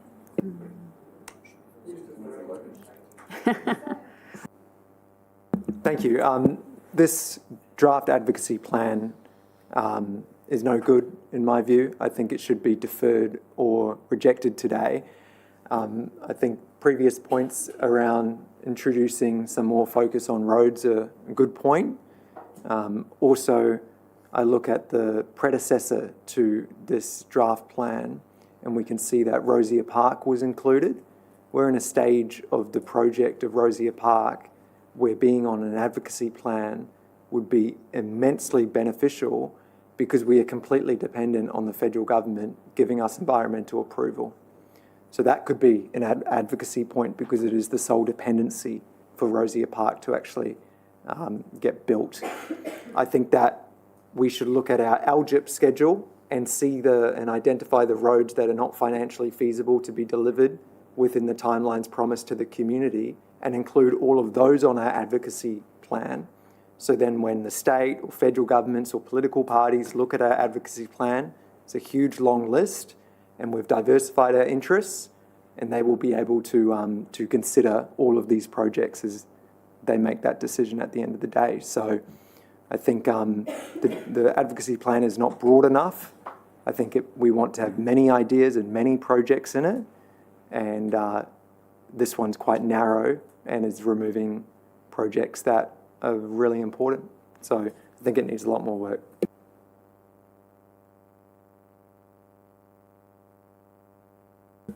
Yes, Mayor.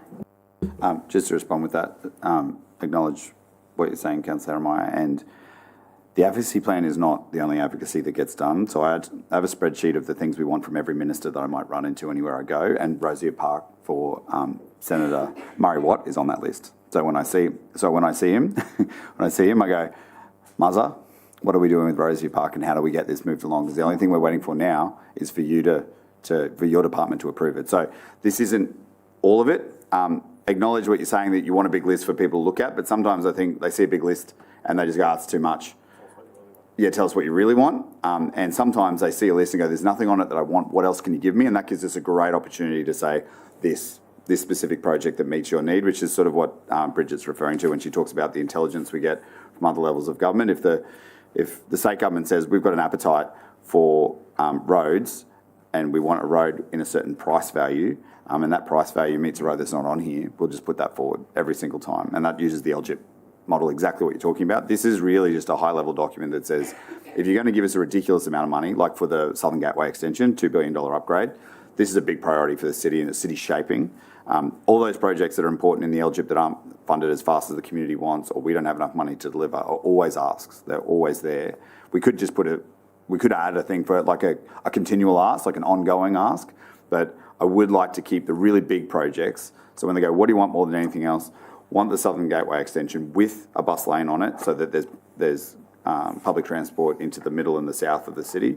Want the train line extended because that's critical city shaping for all of the growth down that way. Need Yarrabilba to have proper road and public transport access. All of those things, they're not just nice to haves that make our life easier and deliver infrastructure sooner. If we don't get them, the growth of the city will be stunted and will hurt our residents severely. So that's what the point of the big list is, but I'm happy to put together a list that becomes like an amendment to it or something like that, which has all of those important asks that we can't fund, that are sort of like needs-based or evidence-based asks because we just don't have enough funding to deliver them in a reasonable time frame. No problem in having that list, and I already advocate strongly for that because I have my own list of projects that we always are chasing to get up because we never have enough money. That's the reality. But it would be good to keep the high-end list of the really big projects as its own piece. If you want to add something on the back or however council feels that it's easier, that I'm comfortable with that. But I don't want to dilute the big list with a whole bunch of projects that are worth less than $1 billion. Because why are we putting on the roads? Well, that's the thing. But that's why I wasn't sure why that wasn't on the local list instead of the regional list. Sorry, Okay. I'll take the interjection. Councillor Lane asked why are we putting the intercity roads on, and it's a good point. So my question is, I'm just trying to read the room here. Are we leaning towards deferring, or are we leaning towards an amendment by adding some additional things onto the list?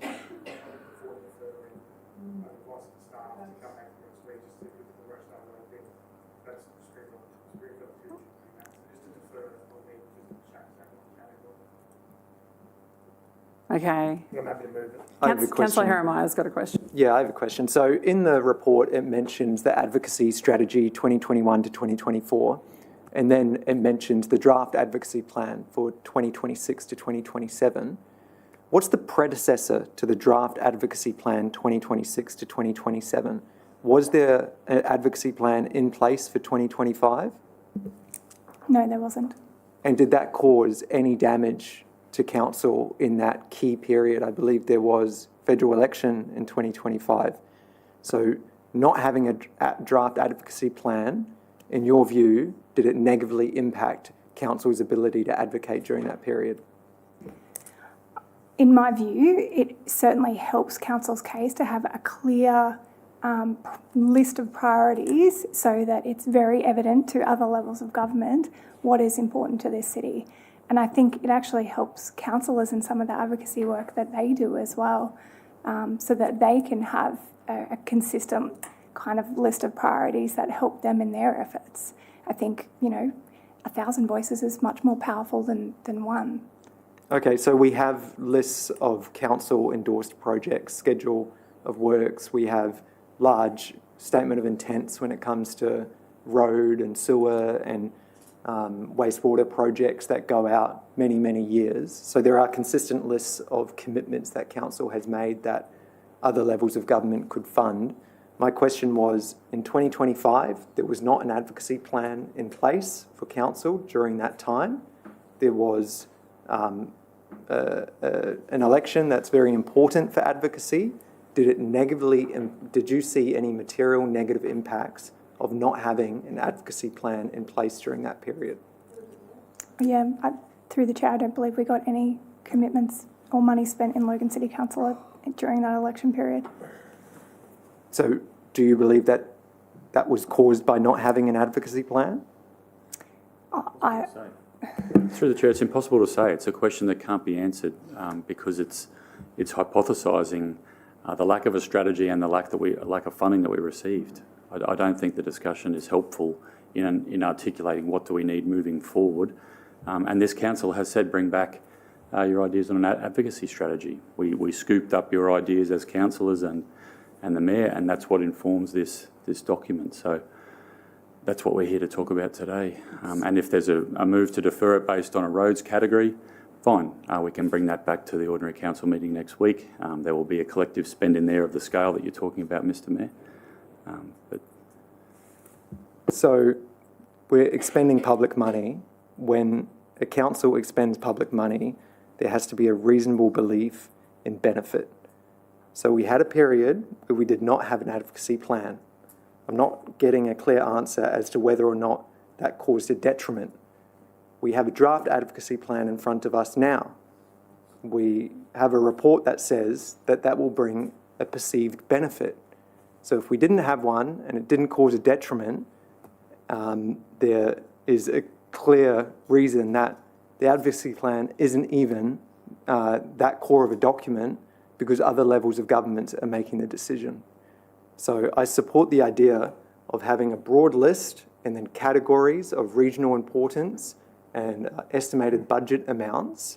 However, I don't support the idea of removing the Parkridge pool from this advocacy plan. I don't support the idea of removing Rosier Park, which is completely dependent on the federal government's environmental approval. And I think we should defer. We have words written up ready to defer, but I believe the Mayor has something. Thank you, Madam Chair, and happy to defer.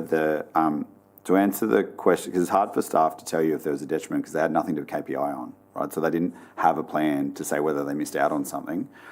There are some good examples from both the state election and the federal election where in the absence of a plan, the parties made decisions about how they would, or the candidates perhaps, made decisions about how they would make election commitments. It's a great example in Division 10 when there's something that we never endorsed, that the club never really asked for, but it got promised. And now it's going to be delivered after a lot of legwork to sort of knock it into shape so it was something the council would actually accept, because there was a vacuum of a plan, because we came in straight after the 2024 election and we didn't have an ongoing advocacy strategy that aligned with our new term, right? So was there a detriment? Hard to say, but was there some unusual behaviour and some missed opportunities? I think yes. Could we have gotten more with a strategy in place? We'll never know because we can't go back and do that time again. But there's just some unusual things I hadn't seen before that I think wouldn't have happened if we'd had a really clear, whether it's just a list of priorities, like what you're talking about, or a high level, like big target list that lets us work towards it over a long period of time. So they can't measure a detriment without KPIs to work to. That's the challenge, I think. But I would say yes. In a simple answer to your question, yes, we saw some very strange behaviour from the parties. Both sides. They might not be able to measure detriment with a number, but they can say, oh, this government department asked us for the list and we couldn't provide it, or this candidate said that, or this happened, which negatively impacted our prospects. So I can tell you that completely happened. They came to the mayor's office going, where's your advocacy list? And we went, here's a list of projects that I'm working on as the mayor with like informal input from councillors.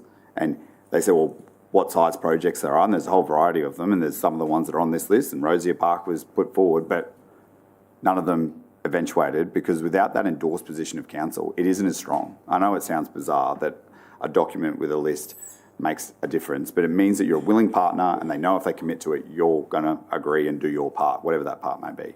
I think it did cause a detriment. Thanks, guys.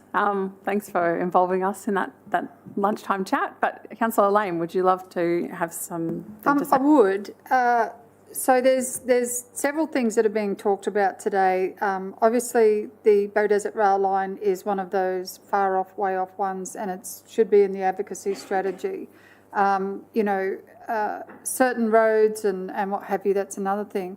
Councillor Herrenmeyer talks about the federal approval on the environmental approval on local parks. That's not a dollar figure advocacy, but realistically speaking, neither is the Beaudesert Rail Line. So when it comes to the advocacy strategy, I think having the advocacy to government directly on policy impact and approvals is one thing, and then having those three levels, which is the $200 billion or $2 billion project, the $100 million project and the $10 million project, absolutely should form part of that so that people can pick and choose what they do want. I just don't see it should be an all or nothing option, if that's okay. That's why I'm asking for a deferral, so that we can look at that high level. Let's chat about the Beaudesert Rail Line. Let's chat about, different things in the city that we want, like the Southern Motorway. But then let's have the tangible things that councillors feel like we're a part of and that we can actually get behind and advocate strongly, even if it's not for our area. Thank you. So thank you. Just respond, yeah. Through the chair, so certainly really keen to work on that list as well. That would be part of the next phase of work. So that would be the locally significant projects. And I think there would be many and varied all the way across the city. But this, as the Mayor said, this one is really some of the more big ticket items, and then we would move to some of the more locally significant as part of the next phase of work. Thank you. I genuinely think that we all get caught up in that, and then we all start to go, oh, I've got these things in my area that would really love to be on an advocacy strategy. So are we deciding to remove the roads and put them as part of that as a future one, or are we deferring to include roads for this report? What is your preference? Well, through the chair, the way we've structured the possible alternative recommendation is that we come back, we defer and we come back next week at Ordinary Council with the inclusion of a boundary roads category or something along those lines, intercity roads, whatever that is. But that's the sentiment that I've heard, that's the category that you think has been excluded. Everything else would form part of this locally significant infrastructure, and that would come back over time. Okay, so it sounds like we've got a happy to move. Excellent. Okay. Okay, so up on the screen now. We've got a mover. Do we have a seconder? Councillor Lane, thank you. Do any councillors wish to speak to the motion? I now open the floor to vote. All those in favour, please raise your hand. Motion has been carried unanimously. Thank you very much. Okay, so we'll bring that back next week. Does anyone have any general business for the General Manager of Transform Logan and Advocacy? Councillor Lane. Thanks. So one of the things that we learned on this trip away was that other councils have great strategy documents that are available for us to pilfer off their desks as we're walking past. One of their biggest things is the New South Wales government seems to have gone to an evacuation model in terms of the flood mapping and flood mitigation. They've got their advocacy strategies are very well articulated, but they're actually quite thick with a list of things. So I'm just wondering whether or not, as part of your overall strategy, Bridget, when you go to other locations and you make off with their literature, do you come back and look at where Logan is actually could take on some of the objectives and aspects that these other groups are looking at? I know that one council's actually just stopped Greenfield. They just stopped it. They decided as a council, can't afford it, we're stopping it, that's it, we're going to go up, not out for a little while. And somehow they managed to get the state to agree to that for a short period of time to allow everything else to catch up. So is that something that you look at on an ongoing basis? Yeah, absolutely. So some of those learnings from Parramatta and Penrith are actually part of this advocacy plan that's in front of you. Any further questions? Do you have any for us, Bridget? Thank you very much for your time. I now refer to late reports. Do we have any late reports? I haven't got any. Nope. Okay. So I now refer to clarification in relation to a matter arising outside of meetings. Do any councillors have anything to raise? As there's none, we'll move on. Does anyone have any general business for the Executive General Manager of Growth, Economy and Sustainability, Dave Hanson? Do you have any for us? All right, thank you very much. Well, this concludes the meeting for today, and I declare the Thriving Community Committee meeting of July 15th, 2026 concluded at 2:06 p.m.